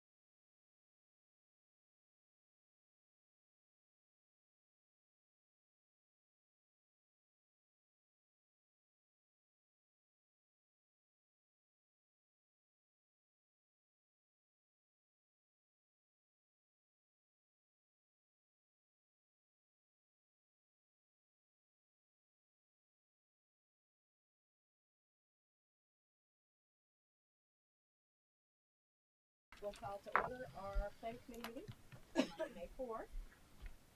Next item is approval of minutes from the April 6th meeting. Motion to approve. Second. Second. Okay. Any discussion? No? All in favor? Aye. Motion passes. Next item is public comment. If we have anyone here that wants to address the committee, just need a name and address in 2.5 minutes, please. So I got this thing turned off. Good afternoon. George Freeman, 2347 Highway 17 North, president of the Cage Organization. I'm here to speak to you today. It's not anything on the agenda. I'm here because I won't be able to make the council meeting on Tuesday. But I handed you a document before the meeting. I realized it's a document that had and forgot all about it, that I was part of a task force back in 2006 when the county and the town of Mount Pleasant and citizens from the area got together and discussed the settlement communities and far as planning for the future. And out of that planning, there was a memorandum of agreement signed between the town and the county. And I checked a couple of things on that document I handed out to you. On the memorandum of agreement, one of the first things I checked on there is the statement about no more changes to the community and no more roads in the community, no new roads in the community. And on the executive summary document, the recommendations from the task force, I checked one thing on there where there was supposed to be support from the county and the town of Mount Pleasant to help us build a community center. And this was back in 2006. And since then, neither the county nor the town of Mount Pleasant has followed through on this memorandum of agreement. And the reason I mention that is because there's current thoughts to make some changes in our communities that the community is not against. And although the community keeps saying they're against it, the project keeps moving ahead. And I'm talking about the Mount Pleasant Way, especially along Rifle Range Road. I don't know how some people feel about it, but a lot of people do not want a 10-foot sidewalk in front of their houses.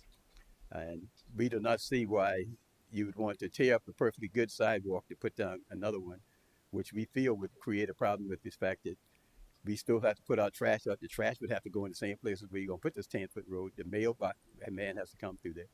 So, like I said, I know there's only 4 of you here. I was hoping to speak before the entire council, but I won't be able to make it on Tuesday. So I thought I'd take this time to bring this to your attention that there's some documentation out there about things. And one other thing, I also served on the settlement task force. And one of the recommendations that came out of the settlement task force that there would be a 5-foot sidewalk built in the 6-mile communities from Rifle Range Road to the circle on Rifle Range Road.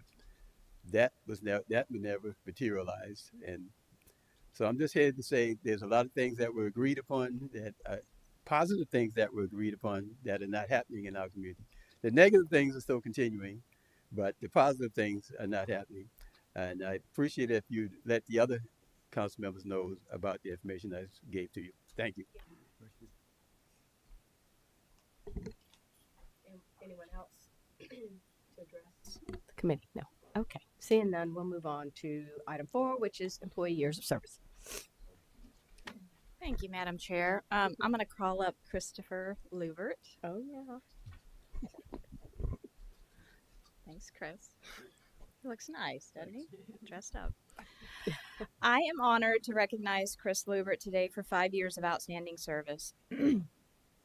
Chris was first hired in 2021 under the Engineering and Development Services as a Development Codes Inspector to help administer the newly created single-family site plan review process. Chris quickly caught our attention in planning while he was there for his professionalism and his work ethic. He was easy to work with, knowledgeable, and always eager to solve problems and work with the public. So, as I've done a few times, I stole him from Kevin and EDS to fill a vacant planner position. Since that time, he has accomplished a great deal in the planning department, but I'll get to that in a minute. On a personal note, Chris received his bachelor's degree in agroecology from Appalachian State and was a plant health specialist for Bartlett Tree Experts. In between that, he's managed to be a sous chef and has worked at several award-winning restaurants, including Grill 225, at Market Pavilion Hotel in downtown Charleston. He's joined here with his lovely wife, Sasha, who is an accomplished artist and attending nursing school, so they're a very busy young couple. But given his background and his current experience, that basically means he can plant, grow, dig for, and cook up his own 5-star meal. We're still waiting to get that. Since his time in planning, however, he has taken over as staff to DRB. He reviews site and landscape design for commercial projects. He helps staff our Green Commission. He is an ISA credentialed arborist. He's also track certified. He is our go-to for expert for residential requests. He's been promoted to senior planner, and he is now in his second year of getting his MPA from the College of Charleston. So again, they're very busy. Over the past few years, Chris has shepherded dozens of commercial design proposals. He's tree planting efforts and Green Commission initiatives, among other things.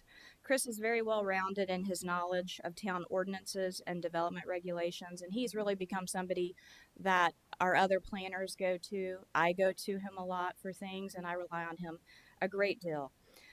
He's consistently uses his calm, friendly, common sense, professional approach when informing and advising the public and developers. And with his role in the commercial field, oftentimes he's dealing with a lot of unhappy people with trees too, and he always handles himself so well, and so I'm very proud of him.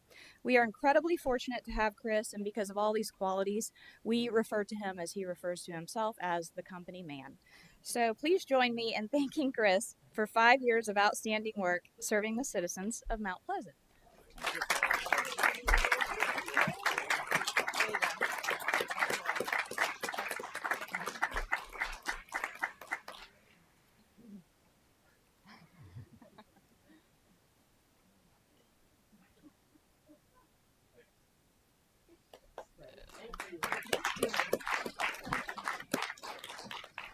All right, tough act to follow now.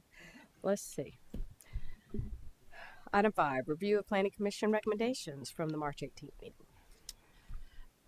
So Is it the deferral? applicant has requested another deferral to the June meeting for R1026 Highway 17 North Retail Village. So they respectfully request one more deferral. Do we need a motion to defer? Yes. Yes. Second. All right. Any discussion? All in favor? Aye. Aye. Okay. Motion passes to defer. Item 5A. Next item is review of Planning Commission recommendations from the April 22nd meeting on the 10-mile community overlay district. Yes, ma'am. Hello. Thank you. How are y'all today? Good morning. Good. How are you? Ms. Boyce. Good. Thank you. Mhm. Monday. All right. Sunny. Nice. So we've talked about this a little bit before in some previous meetings, just kind of leading up to this point, trying to make sure that we understood what the county had adopted and kind of the context for some of the efforts that have been made within the settlement communities over the past few years, trying to protect the culture and the heritage and the kind of the way of life.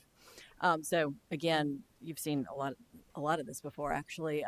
The different steps that we have been through, say, in the last 10 years, from the county's historic resource survey that identified the historic African American settlement communities as a potential, with potential to be recognized as historic communities, even on a national level.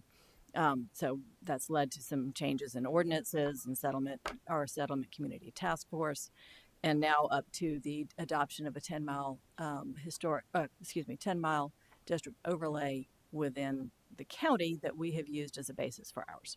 So in a nutshell, that's where we are. Also included in this overlay, you'll see some things that came out of our settlement community task force report, specifically looking at sidewalks, flexibility of housing types, and appropriately scaled neighborhood businesses. Another point that kind of brings us here today is that task force suggested that we look at matching our ordinances to the county ordinances to make sure that nobody's kind of playing each other against the other. So here we are. This really hasn't changed since the last time we talked about it. The draft has been updated to reflect the direction that y'all gave us last time we talked about this, and Planning Commission didn't change anything. So this should all look very familiar. We've talked about the zoning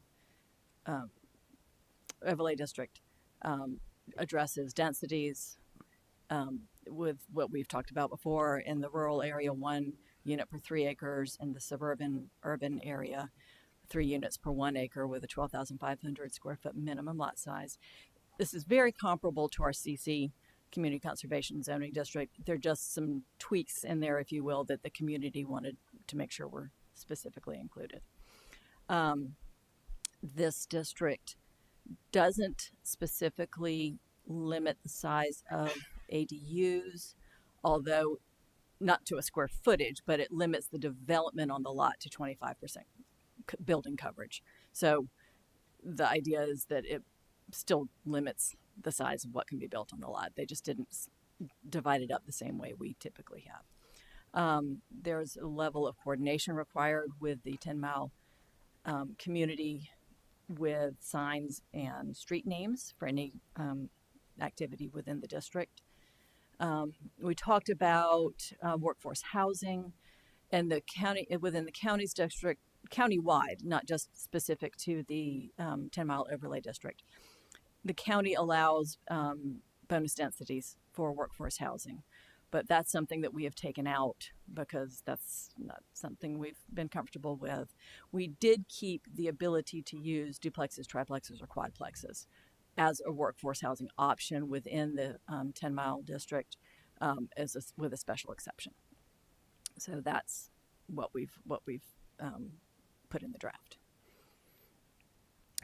Again, the special stormwater, we've just referenced our stormwater regulations. And we looked at the district boundaries.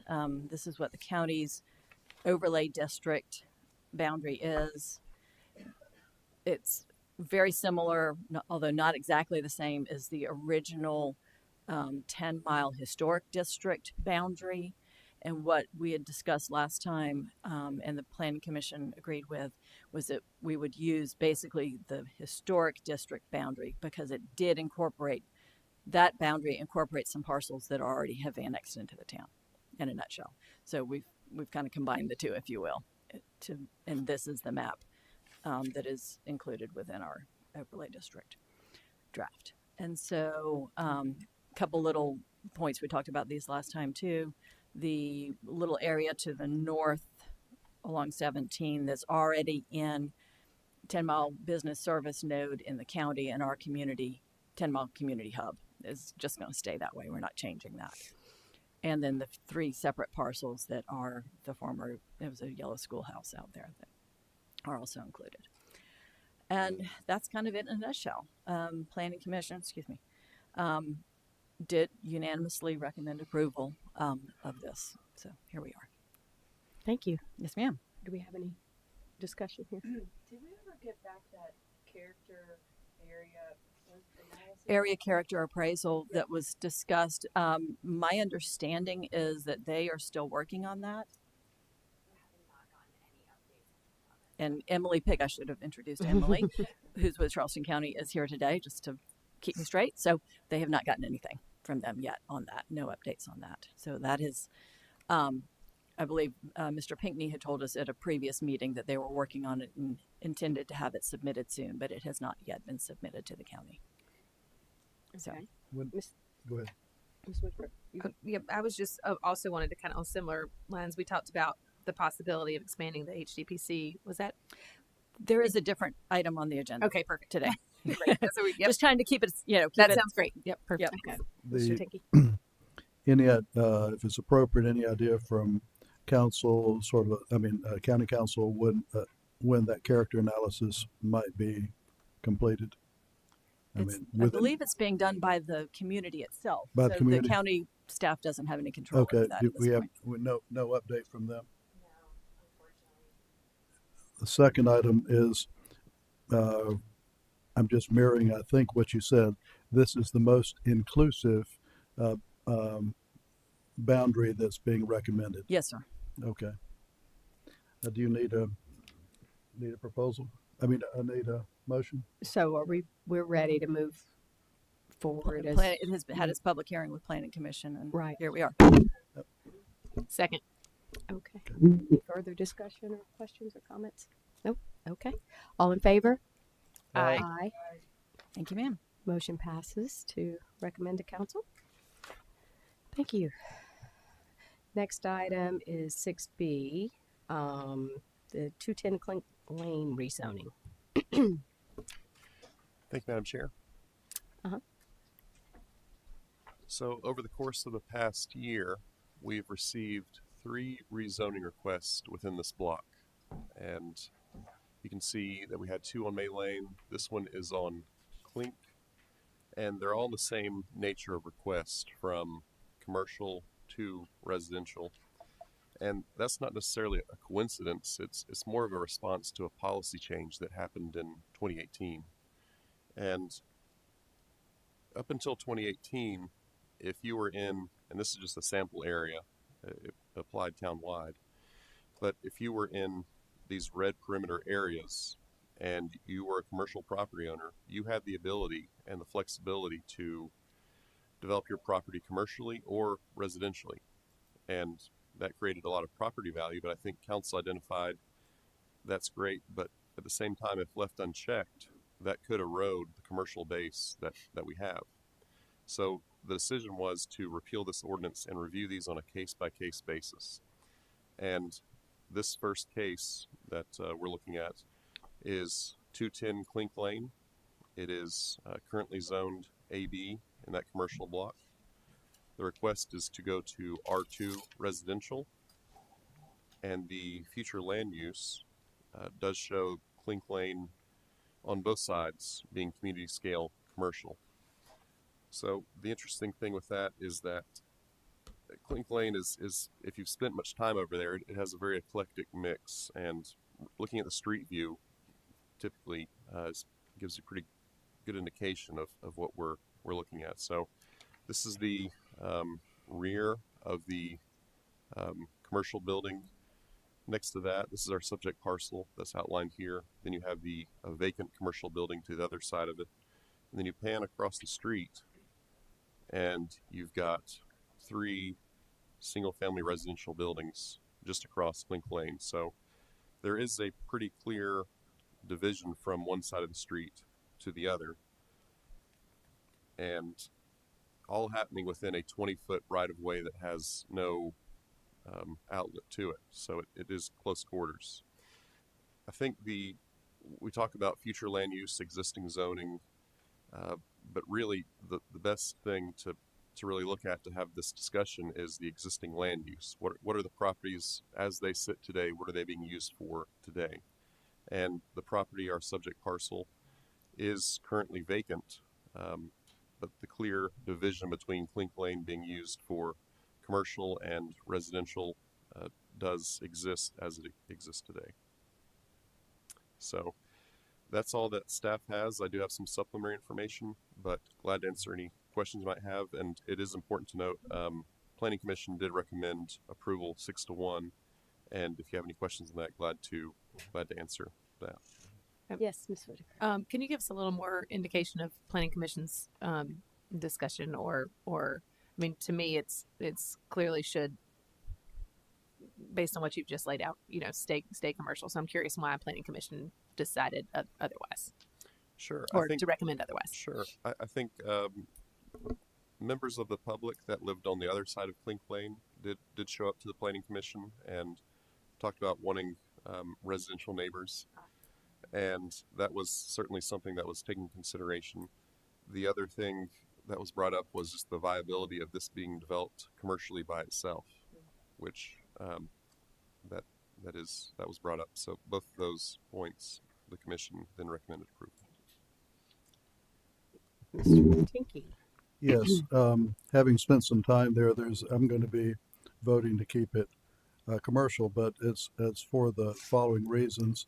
The ones that we approved on May Lane are distinctly different, and they're internal to the neighborhood on the road, and they're decidedly residential as far as everything except at the very end of the road. On the this particular application, the road is external to Coleman. You also have mixed use, which is in the comp plan. So you'll have a dentist that has a residence and a dentist office in the same building. Furthermore, this particular property and the property in front of it. And so if you could note the property directly in front of it on your, I can't draw on Coleman, on Coleman. I can't draw on this, but the one on Coleman, they're owned by the same owner. So it gives, clearly they have the opportunity to do whatever they want to do with the property, but it gives a little more flexibility to them from a development point of view. And the, and I think the idea of it, from the comp plan makes sense if they could have say an office use and a residential would allow less time in a car. So you end up having that, and the final reason is you got Acme's Bar and Grill right there, and I can automatically see somebody moving into that, thinking they're moving into a completely quiet neighborhood, and you've got a long-standing Acme Bar and Grill there. So for those reasons, I would recommend and move forward that we keep it AB. We keep it in its current zoning. Excuse me, keep it in its current zoning. Is that a motion? That's a motion. Do we have a second? Second. Okay. Now, if this goes residential, what's the access to the lot, the commercial lot behind it? Would it make it like a flag lot? I mean, how do you access the property behind it since it's two lots? So 409 Coleman has a curb cut on Coleman, and it also has access on Clink. The interesting thing that would come up, I'll point this out here, if this were to go residential, it would further impose buffers that would not exist. So it would be a burden on the commercial sites. So that's one thing that does not exist today. If it remains commercial, it's allowed to be aggregated in. If it goes residential, then it becomes a burden that needs to be placed on those commercial lots that expands out further. Now, so you're saying the access to the lot behind it is through the Acme property, or is through the? It's not through this lot. No, it's not through this lot. Oh, it'd be along this lot. Is that where it could be? It would be, if it were to stay commercial, you would have access on Coleman. You have access point all the way back to this site. But right now, that is not. There's currently a fence right here, and there would be access that you could have back to Clink Lane, but that currently doesn't exist. You have to come back to Clink Lane to access this. On the front, there's a dramatic, pretty significant hill going up. An incline. You'd have to do a significant amount of excavation to get in on the front. That's correct. I don't believe that would be permitted for a curb cut. Okay. Ever, just based on the grade. Right. So that's why I'm thinking the only way to get to that lot is through Clink, and not really from Coleman, the Coleman facing lot. But okay, I was just curious about that. Okay. Any other discussion? No. Have there been discussions from the owners as to other uses of that property in the front?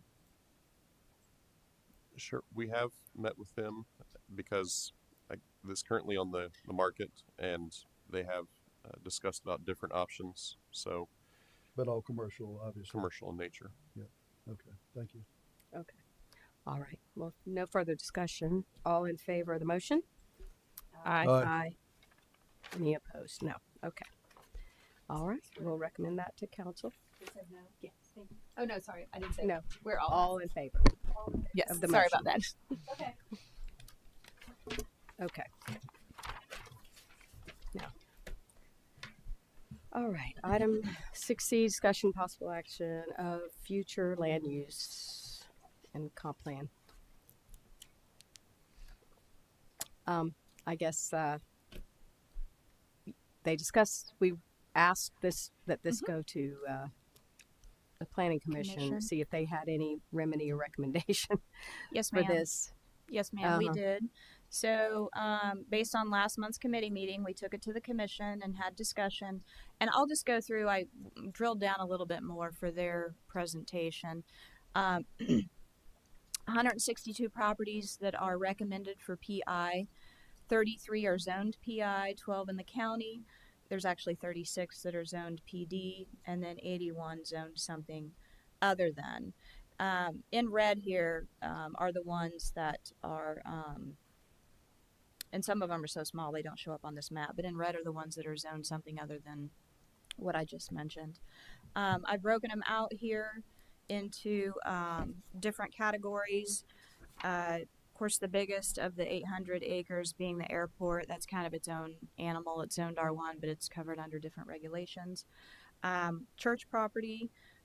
Most of them are small. Christ Episcopal Church on Old Georgetown is probably the largest at 20 acres. It's been there for close to 70 years. We have the funeral home. The Memorial Gardens is probably the largest, 15 acres. 2 libraries. Of the private, we actually, these got switched around, but one of them listed as private. The 3.2 acres is actually where the school sits, and then under school, the 6.54 is actually vacant. But if you swap those out, you have about 17 properties that are private, and then we have 10 acres that are utility. And then Wando, Carolina Park Elementary, got included in here. It's actually a PD, so if you take that out, that's over 100 acres. That's pretty large. So school property, you have about 103 acres. And then town property, we have about 38 acres. The property we're sitting on now is about 12 acres. It's zoned R1. You can have government facilities in R1. You can have churches in R1. So really, I went through the history of, we had this PI sort of designation, but we didn't have a corresponding zoning until 2010. Most of these properties never rezoned to PI because they're allowed in the zoning that they exist. And the only one really that didn't was schools, and MPW, they've come and rezoned some of their pump stations, but schools, anytime they want to make a change, they would have to go through and get a special exception to the Board of Zoning Appeals, so they would rezone to PI. And it's important to note that PI is a very, it doesn't get as much review. It doesn't necessarily have to go to council review or DRB for review. It's mostly staff level. And so PI can be, it can be a lot of things that you see here, a sports complex, it can be a laydown yard. So it opens up the door for a lot of uses that may not have as much input from any sort of reviewing body. And so that's kind of where we're at right now. But we presented this to the commission. They really didn't have a recommendation. They just talked about some different options to consider. The first one was, why are we reviewing this? What are we trying to solve? They talked about, we could rezone some of these properties to PI, but what's the point? That would be sort of, it would be a huge endeavor, and it could open up some problems. They had concerns about this, initiating rezoning for all these properties.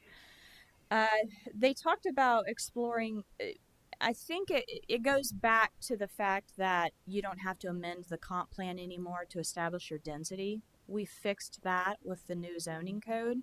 It used to be that if I had a property zoned R1, but the comp plan said I was PI, I couldn't develop it as it's zoned. I had to go and try to amend the comp plan. Well, if my proposal to amend the comp plan to establish density got denied, I have an R1 property that I can't build a house on. And that, I don't use this word lightly, and David may get mad at me, but that's called a taking. If you can't develop your property in accordance with how it's zoned, and then, that spells trouble. And so we fixed that in the zoning code. And so now if your zoning confers certain rights, which is residential, the zoning ordinance also tells you what your density is. And so this all sort of came up, I think, because of that zoning code change we made last year in May. And so a couple of the commission members wanted to look at ways you could still have extra control over those properties if they're zoned residential, but the comp plan calls for PI or something other than. The idea of a use waiver was brought up. Legal James was at that meeting and he pretty quickly shut that down. You can't have a use waiver in chapter 155. This is zoning, chapter 156. So they were trying to find some different ways you could perhaps have an extra level of review for these properties that aren't recommended, say for residential. But they really didn't have any recommendation. It seemed like the overall consensus was there's not a problem, so why would we, what are we trying to solve? And so that's really all I have. I'm happy to answer any questions. I know David's prepared to speak about it too, so. Anyone have a? Y'all go ahead. I'll come up. Okay, Ms. Whitaker, you had a That's okay. statement? Yeah, so I think I'm understanding all correctly. I just want to kind of basically restate what I'm understanding and make sure I'm getting it correct. So there's some thought that the change that we made took council out of the review process. So that's where I'm kind of wanting to level set on that. And is that change the same change you're talking about with regard to mitigating the risks of claims and allegations about not being able to do what you're zoned to do on your own? Right. Are both those two things the same thing we're talking about, or are they two different issues in terms of taking council out of the review process? By both of those things are true. Okay. By making that change to the zoning code and moving the established density to the zoning and not the comp plan. Got it. If I'm zoned for residential, but the comp plan says I'm recommended for PI, my zoning is what determines my use, and I can move forward. It used to be that I couldn't move forward with what it was zoned. I had to come to council and amend the comp plan. And if council denied the comp plan amendment, I have a piece of property that's zoned for residential that I can't do anything with. And so it did remove that level, but it was a fix because that was a problem. And it was very unusual. And so, but you're absolutely right. Okay. And so, Mr. Pagliarini, maybe you can answer this question, but basically if we go back to the way it was, we reestablish risk. Is that, I'm oversimplifying it, I'm sure, but in an oversimplification. Good afternoon, members of the committee. I think that's plainly and succinctly stated. Okay. It's a risk that falls under the category of arbitrary and capricious, meaning council as a legislative act can rezone properties, and the rules for the use of that property should be contained within the zoning designation and not by a separate decision, which in almost every circumstance would be considered arbitrary and capricious. Why would you zone something if you weren't going to grant the density that goes along with it? Okay. Thank you. So I have a question probably to you as well. Zoning and comp plans have a history. And so it's sort of what comes first. And so Christchurch was mentioned before, that came first. Was it zoned residential first, or was it zoned as a church, a public institution, or was it neither? It was just a church was founded, and St. Andrew's Church would be a good example, or Alhambra, or whatever. What came first? I'll turn to Michelle for the history, but I believe it was before 2010 when we had the Zoning. public institution. Right. Well, I'm speaking to way back. So what came first? Zoning. I'm talking about, was Christchurch, when it was done, was that zoned residential? Was that zoned rural? Was it zoned, how was it zoned? Same thing with St. Andrews. Residential, zoned residential. So all of these properties in town that are churches, schools, etc., were all zoned residential. Correct. And so is that why James B. Edwards School was zoned residential and we had to make it public institutional? Yeah, they requested a rezoning because, as you know, they are making improvements there. Right. And it made sense at the time, and still does, to, instead of going to BOZA and getting a special exception, just rezone it to PI, and that makes it cleaner. They can make all their changes. But a school's different. A school is a special exception.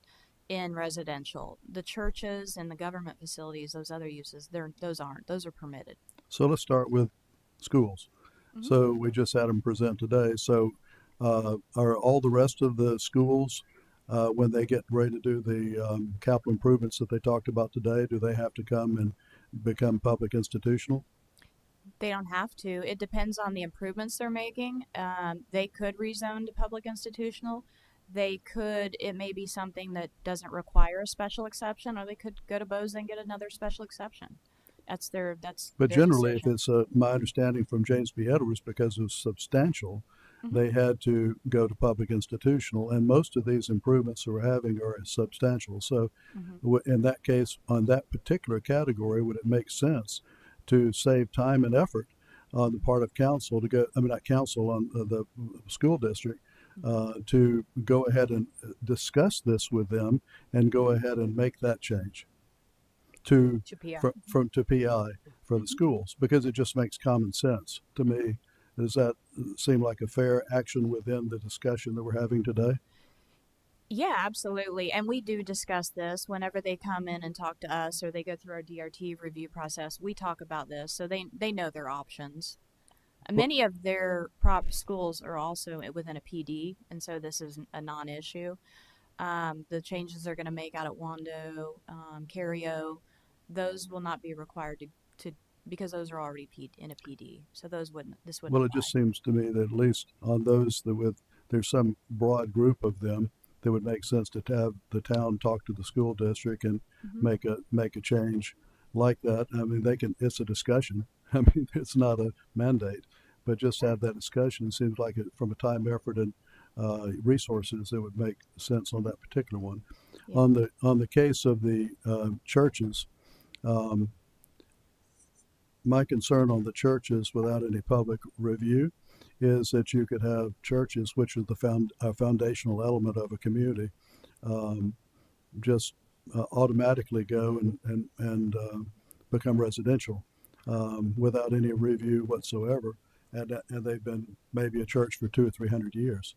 And so I can see where in some limited situations it would make sense on those pillars of the community to have some form of at least review or oversight. Now, I guess it would have review of oversight because it'd be under R1. Mhm. But it would seem to me to have some complete change of use, which it is. It would make sense to do that. That's a reason why we put in public institutional. So that's my thought. Is there a mechanism to do that without it being a taking? I mean, you're talking about review. You're not talking about. If I understand what you're asking, Mr. Tinky, I think Michelle did offer the possibility of the town instituting rezoning. I mean, municipalities, counties can institute rezoning. Right. Of course, there's a set of circumstances, a set of conditions Right. that we want to apply. Typically, these aren't one single property, but that is an option, and we've done that previously. I think if we would have to perform an analysis of each and every one of those properties and determine the factors as to whether it's appropriate legally or not appropriate legally, that would be step one. Well, on the schools are, to me, is fairly simple, but the churches is another one. Being for example, I guess what we're saying. Let's just use. I won't use an example. I'll not an unnamed example. There's a church with a fair amount of property somewhere in Mount Pleasant, and instead of they could, under this scenario, they could just develop half their property as residential with no oversight from. No, there would be oversight. Well, they can just do residential, and the use has been church for a long period of time. If it's zoned residential and they decide to take a portion of their property and ask to develop it, they would have to go to the planning commission, get sketch plan approval, and go through that process. That's correct. Okay. But they would, for your purpose, sir, is absolutely correct. Yeah. It's a use as a matter of right. Mm-hmm. Use as a matter of right. They're still subject to requirements and regulation, but use is already. So I'll go back to my first question again. Since the beginning of time, these have all been these the ones that you're listing have all been residential, and but they were used as churches, but they were all residential. Is that correct? Yeah, most of them are R1, R2. Hibben is AB1, which makes sense. But yeah, most of them are R1, R2. Okay. Yeah. And have we had any issues associated with this None that I'm aware of. in the last year? No. You had another statement? Yeah, I was just going to ask Michelle if you go to the list of bullet points that the Planning Commission talked about. My thought would be for this one in the middle here, I think was one of their suggestions. They could review parcels clearly not suited for PI and determine the most appropriate zoning. So that's, in my opinion, maybe what we're getting towards. If there's a small group we could start with, rather than having all 800 acres, however much it was, analyzed and all those parcels, to your point about that being a pretty significant endeavor. If we could start with, maybe that, and have the Planning Commission make recommendations for the clearly not suited determination there.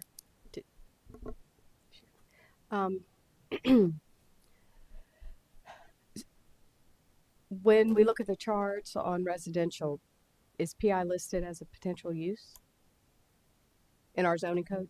Or are these uses allowed, or we're just allowing it because it's what it's been? Are these uses listed on our what's allowed in R1 and R2? So are these different uses allowed in R1 and R2? Yeah, how we have charts. It's like Yeah. the box is checked that you can do schools, Right. churches, in So R1. government facilities are allowed. So all these town properties, churches are allowed. I think pump stations are allowed too in residential. I think the only thing that's not permitted by right is the schools, and that's just a special exception to the Board of Zoning Appeals. And that's why these properties were never blanket rezoned. There was no reason to. But most of these uses are permitted use in the district that it's in. Now, what language what was the language that allowed us to do it the way we used to? That we removed? We did it for decades and never had a problem. And I feel like it's the way our height map works as well. We have a height map, that's like the way the comp plan works. It's aspirational. And if somebody wants to make a changing on a height, we have to change the height map in order for somebody to get height. So then why is it a problem for us to refer to our comp plan and then make a decision about changing it? We have to do it for heights, and we've never had an issue. So I'm just wondering, what language did we take out that now prevented us from being able to? No, that's a great question. So the height map is not a future land use; it's a zoning map. Right, but I'm just saying it's something that has to be changed. It does for correct. People to make. But they make a request, and we vote to change it. Right. So it's kind of a similar scenario. Right. No, that's a good point. But the height map is zoning, and the comp plan and future land use is a recommendation. So the old zoning code, if it said it listed out the residential districts, and it said you refer to the comp plan for the established density. Okay. So then you had to go to the comp plan and see, well, if it's not recommended for residential, if it's recommended for whatever it used to be, low density, it was 3 units an acre. If it was recommended for public institutional, there is no density established with public institutional because that's not a residential use. So then that is the difference. The comp plan and future land use is a guiding document. It makes a recommendation. The height map is a zoning map. The zoning ordinance is zoning. And so we took the density out of the comp plan and put it with the zoning district where it belongs. And so that's what made this change. Yeah, we didn't realize we were doing that when we did it. I haven't talked to any council member that realized that they actually did that when we wrote it for the new zoning code. Yeah, it was one of the major proposed changes, and our consultants, Tyson Smith, he's a land use attorney, and that was one of the things that he mentioned is the fact that that was highly unusual, and it creates a situation where the zoning confers my right. It says I can do residential. I've been zoned for 30 years. It would be like if you wanted to build a house on your property, but the comp plan said something else, and the comp plan amendment was denied. You've got a piece of property you can't build a house on. So I understand that it had not been challenged yet, but it was something that needed to be fixed because it was it caused confusion and it created issues, and so we fixed it. Yeah. The other thing for me too is the point of a comp plan is that it's aspirational, and it's the direction that the citizens want the town to go in. And so now we've taken it into consideration, and we have eliminated council from the decision to try to make our comp plan a reality, basically, in these situations. So, I'm just wondering what remedy is other than just rezoning everything. I don't think it removes the comp plan because if you remember, like the McAllister Smith, it's zoned residential. It's recommended, I think, for commercial, and they requested to change the zoning to a higher intensity, and we still use the comp plan. The comp plan says it's recommended for commercial, and so council denied the rezoning. So the comp plan still comes into play. It's still a guiding document when you're making a land use decision. But yeah, so. Their plan though is to change that to residential and not what the comp plan recommends. Correct. But it's already zoned residential. It has been for 30, 40 years. Right. Can we go to number 3 again, that third item?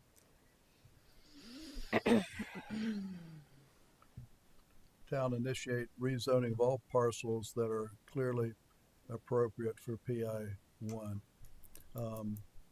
That's where I think the area that we talked about before, the schools, makes some sense, because you could take care of a lot of them in one fell swoop if you wanted to. The second is, my concern is, if, let's just say we're 20 years ago and the church wanted more property, which happened, they would buy property further out. In some cases, they thought that's where property was developing, and they would take a use that had been in use for 200 years as a church, sell it, and then you've lost that particular use in that neighborhood. I understand they have the underlying use,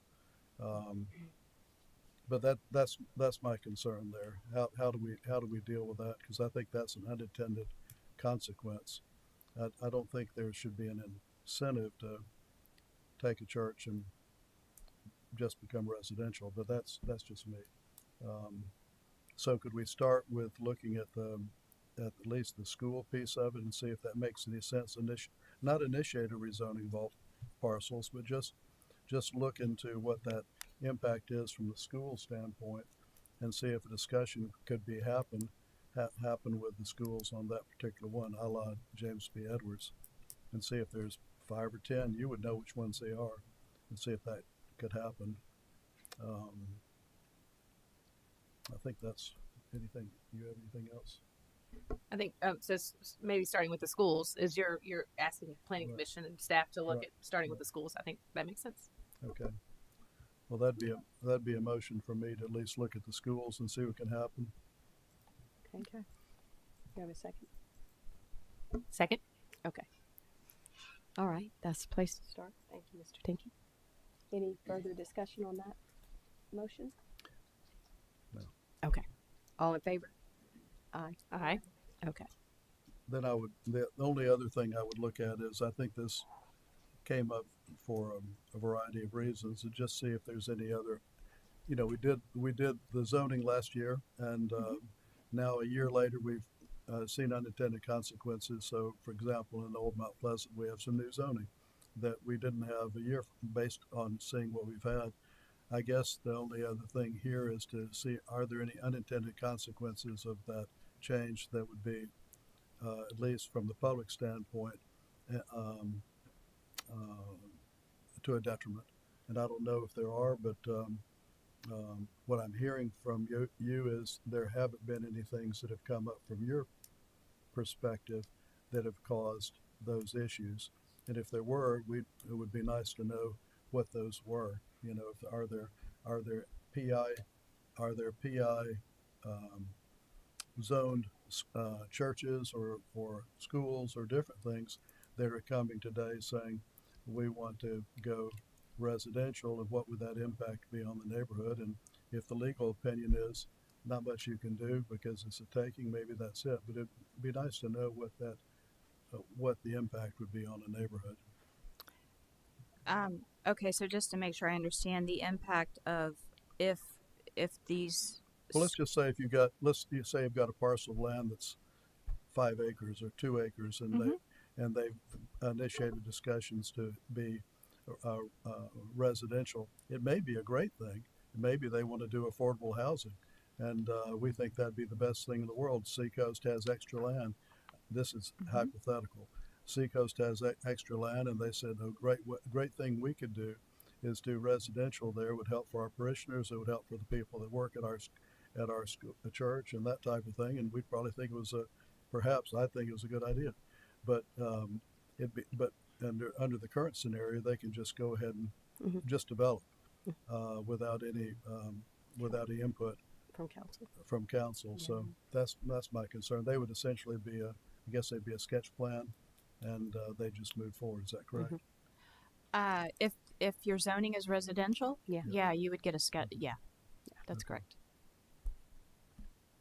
Okay. All right. Well, we'll continue the conversation then next month. Okay, we'll bring it back next month then if you take it to the commission to look at schools. About the schools, and then we'll bring it back. Of course, yes. Okay. All right. Next item is options for reviewing proposed development in the 10 Mile and other settlement communities that are designated historic. Yeah, so we talked about the zoning. So now we want to talk about, and you all had asked us to bring this back. If you'll recall, even though we're going to have the similar zoning, for example, in 10 Mile in place, if I'm in the county and I'm in the 10 Mile and I want to build a home, I go to the Historic Preservation Commission in the county. Keep in mind that commission does not look at the zoning for this overlay. That's done by staff. They look at additional criteria, and as Liz said, we do have Miss Emily here from the county, and she, if you have questions on that, she can speak more to that. But from our last meeting to today, we've met with legal, and we wanted to come up with some options for what this could look like. So again, there's 3 county designated historic districts east of the Cooper. We have Phillips, 10 Mile, and then Hamlin. The only one that's actually on the National Register right now is Phillips. All 3 are in a county historic district. And, meeting with David and James to talk about this, the question to keep in mind as we move forward is, what are we asking this newer expanded commission to decide? Based on what criteria, who sits on it, and who represents the new districts? The Phillips Community Historic Overlay, only 4 of those properties are in the town. 10 Mile, there's 10, and then Hamlin, there's 2. So think about it as we move forward. If we create a new commission and town residents sit on that commission, and there's only 4 people in the Phillips community in the town sitting on the commission, and they have to recuse themselves because theirs is the only property that has to go before that commission. So you think about sort of the conundrum here. So the options we have are, and I'll skip right down to number 5. The first and easiest is to deny those annexations, keep them in the county. That maintains the integrity of the county historic district. It maintains the ability for the county to control it through the Historic Preservation Commission. Obviously, that's a policy decision whether we annex or not. So then you could go back up to number 1. We could rely only on that zoning overlay. So staff can review it, for example, 10 Mile. Once this zoning overlay gets in place, we could review it for the zoning and then move it forward. Number 3, we can expand the Historic District Preservation Commission. Number 4, we can create a new separate commission, or we can number two, we can coordinate and do a joint commission. And I'm going to go through each of those real quick. So if we rely on the zoning district overlay only, and there's no historic, if you're in the town and you're in that historic overlay, we only look at it with the zoning overlay. You don't go to that added level of review. So points for consideration, it is simpler for the property owner, less administrative burden, but it does create that imbalance. There's still that loophole. If somebody does not want to go to that historic preservation commission, they can annex into the town, meet the zoning, move forward. We know this is a important I think if you talk to staff, this is a great option. We just don't know if we can do it. So we are uncertain whether this is legal under the State Comprehensive Planning Act. It would be a benefit. It would be a one-stop shop if we had a joint commission. There's no ambiguity. Everybody knows what they're getting, whether you're in the town or the county. If you're in that overlay, you know what's coming.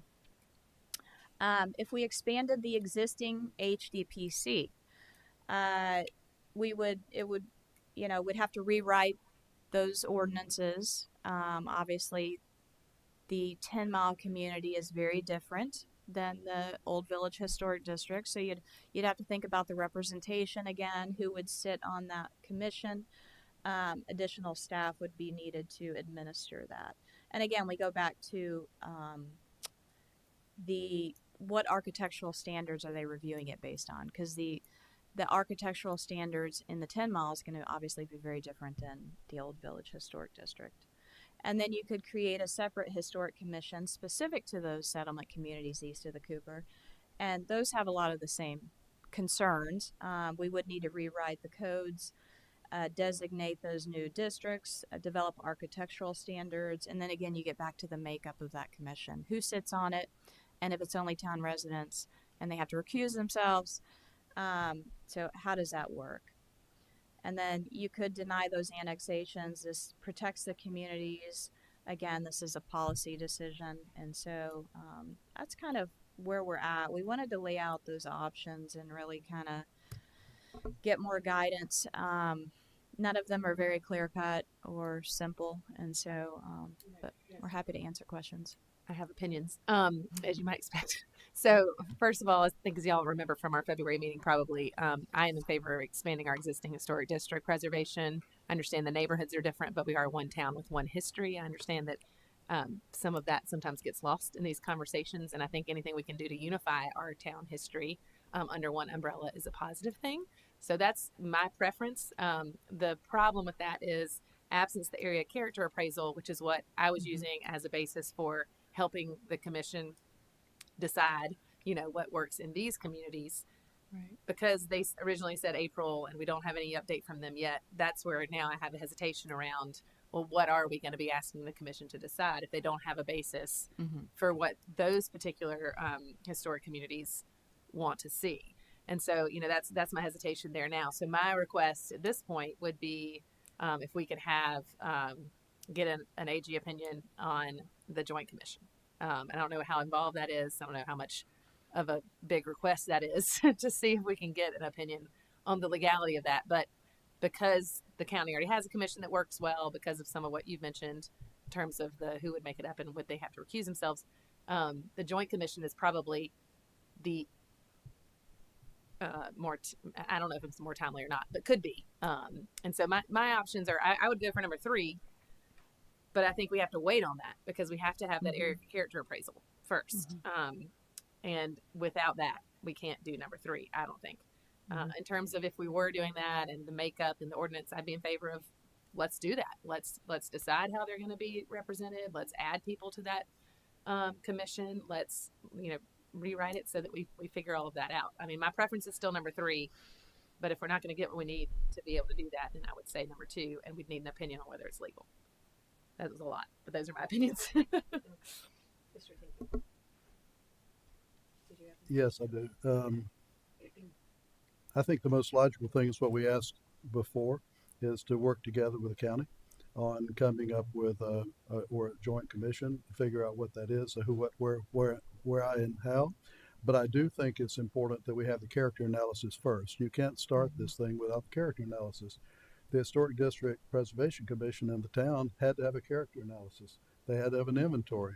They had to, and that inventory was rather detailed. It had guidelines, it had zoning, it had that went to it. So without the character analysis, we really you can talk about how you vote on things, but you need to know what you're trying to do. Character analysis also is unique to a community. Character analysis for the Old Village Historic Commission is very different than Brickyard, which is very different than other areas of town. Governance is very different too, because the by the very nature and how it's written, the Historic District Preservation only allows one outside person to be on it that's not in that area. So they determine what's going on. So it's governed by the very people that are there. I think the we've been denying now so that we could get these things in place. And so the sooner, if it's in the hands of 10 Mile, the sooner the 10 Mile gets this in place, the faster it is that we as bodies, meaning Charleston County or our town of Mount Pleasant, can act. But in the meantime, I think y'all are well versed, and you've been in discussions for months now about how that might be able to happen, and then getting a legal opinion would be something that I would recommend. I also would recommend that the 10 Mile Neighborhood Association, which is the one that's most involved in it, is very involved in that discussion. So I would say it's a three-way discussion between, you'd start with the county and the town, but the 10 Mile Neighborhood Association, who's doing the character analysis, would be one that would be very involved in it. So for that reason, I would mirror Councilman Whitaker's suggestion that we look to coordinate, the town and the county coordinate how this would be approached, and then come back to us with that, at the same time encouraging the county, because we can't do it necessarily, to encourage the 10 Mile to get this done, because they're holding everything up that vitally affects them. And so I think that would be my thought on it. And lastly, I think from my perspective, I will be voting to deny annexations until we get these things done. So were you making a motion, or you wanted me to make that motion? Or do you just need to go ahead?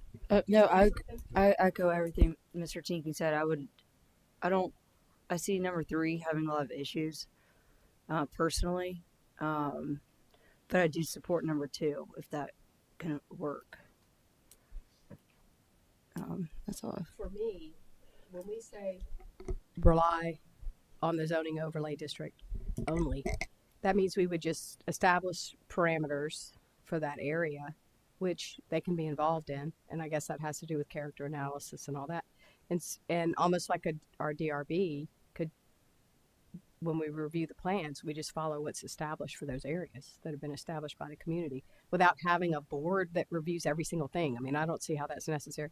Just the way we said there's certain things for the Old Village, like requiring a porch that we don't require for Old Mount Pleasant, or, if it seems like if we establish guidelines that are going to preserve the character of the neighborhood, that's on paper. And then is that what that means, to just rely on the overlay district and the rules? I think, and I'm going to kind of look at Liz and Emily as well, perhaps if we were to rely, so let's take for instance, because we're working on the 10 Mile zoning. Yeah. We are mirroring what the county has. But I think if I hear what you're saying is, once they have their area character appraisal done, whatever guidelines come out of that, perhaps those guidelines could go into the zoning overlay.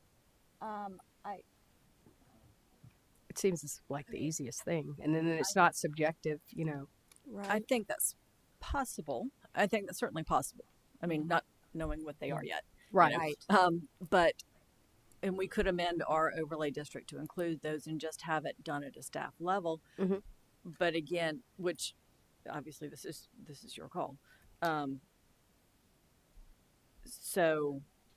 then that still creates a bit of an imbalance in that the county has to have a public meeting, and the public is to show up to say, oh, you're not interpreting that correctly, versus staff making the decision. That's why we have a DRB. Right. You know, that's why we have, you know, Well, that's the what I'm saying. historic Could our district DRB review it? HCPC in the first place, you know.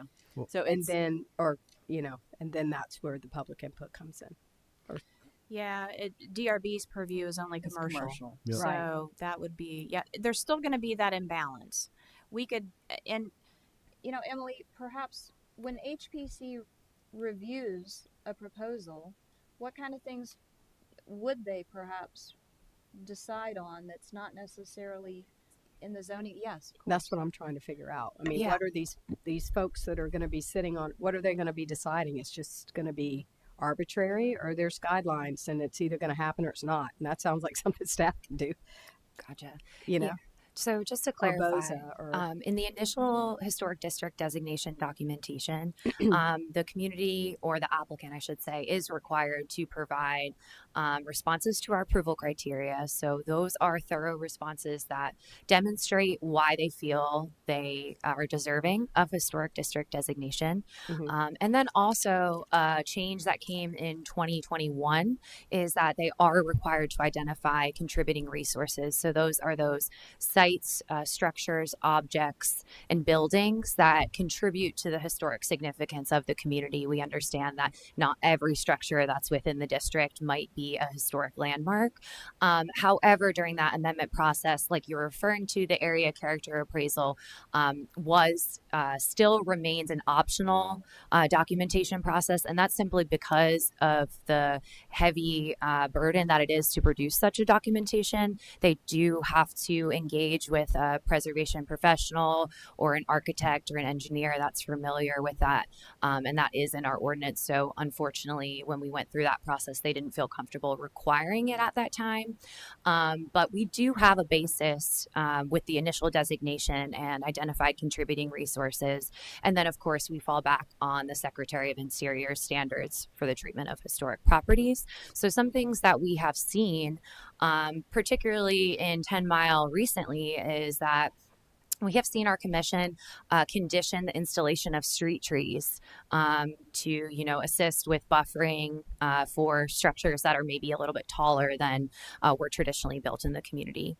So that's something that we've seen. We've also seen, you know, the applicant be sent back with a deferral to try to come up with a more conducive plan. We've seen a lot of commentary on the elevation of buildings beyond what is required by flood zone and how that might potentially be impacting the community. So those are some of the things we've seen recently. Okay. Mm-hmm. Okay. All right. One other thing. Yeah, Go ahead. my last point. It seemed when we were talking with the community members of the community back in February, it seemed that there was a real desire to have something that, you know, in their minds was more legally defensible than, you know, their community representatives trying to tell people what to do. And so I want to be supportive in that effort for 10 Mile especially, but for all three of our communities here. So I think that's really what we're after. I'm happy to re-engage in the dialogue with you all, with Liz, whoever is working with Mr. Pinckney and those representatives to reiterate the need for that area character appraisal document. And then I don't know that you need a motion. I mean, I feel like we probably told you what our opinions are, and then you guys can come back to us next month once you look into these a little further. I think concentrating on 2 and 3. And the only thing I would add to that is that historic district preservation has ordinance and guidelines, and it's been in operation for how many years? 20, 30 years? Long time. Yes. And where we've gravitated to now for the last 10 years, we've been wanting to merge the ordinances and the guidelines together. And I think that'll be coming before us to do that, because it has more enforceability if it's in the zoning. And so I think that's analogous to the character appraisal is some of the guidelines. And so I would like to see that to keep it cleaner, we try to merge those two together as we go forward. And then lastly, we're saying coordinate with the Charleston County and the town for a joint commission. But what I would say is that again, Brickyard doesn't want Old Village to tell them what to do, and Old Village doesn't want Brickyard to tell them what to do, or vice versa with 10 Mile. So I think the importance of looking for the first time, maybe for the county and this joint commission, that we start this as a template, that it's made up primarily of represent or a voting majority of representatives from 10 Mile if it's for 10 Mile. And if it's because I think, and that would be county and town representatives, even though it's 2 or 4, there'd be some representation on there. They wouldn't have a majority vote if there's only 2 or 4 out of the 40, but at least they'd have a voice. And so, but I think having it not be a historic district commission, maybe that it goes to that afterwards for review, but it starts with the community itself. And that's sort of how we work here. So I think that would be an important thing to look at, make sure they're somewhat self-governing with what they think is important in their character analysis. Thank you. Is number 2, are we saying that the town sends people to the current commission? Like we would just be adding people to the current commission, or creating a whole new commission made up of county and town? I don't know that we've gotten that far. I think Mr. Pagliarini's going to have to explore if that's even legally a possibility, and then if it is, presumably then we would have to look at how it would work, and if both were willing. Yeah, thank you, Ms. Crosby. As it's been proposed, it would be a joint commission, which would, in theory, be made up of county, town, all of the above. As I've stated in one of the prior meetings, I think it's seriously questionable as to whether this can be done. I don't think it can. Of course, I'm not the end all. Someone may have a different opinion on that. Ma'am, I don't believe the AG is the person to answer that question. Yeah. Just saying what I feel about that. But I would certainly want to speak with county attorneys. Just we will all do. It's just at this point, all of this is premature because we don't know what it needs to be enforced. And if we don't know what needs to be enforced, it's very difficult to determine how to enforce it. Is the question.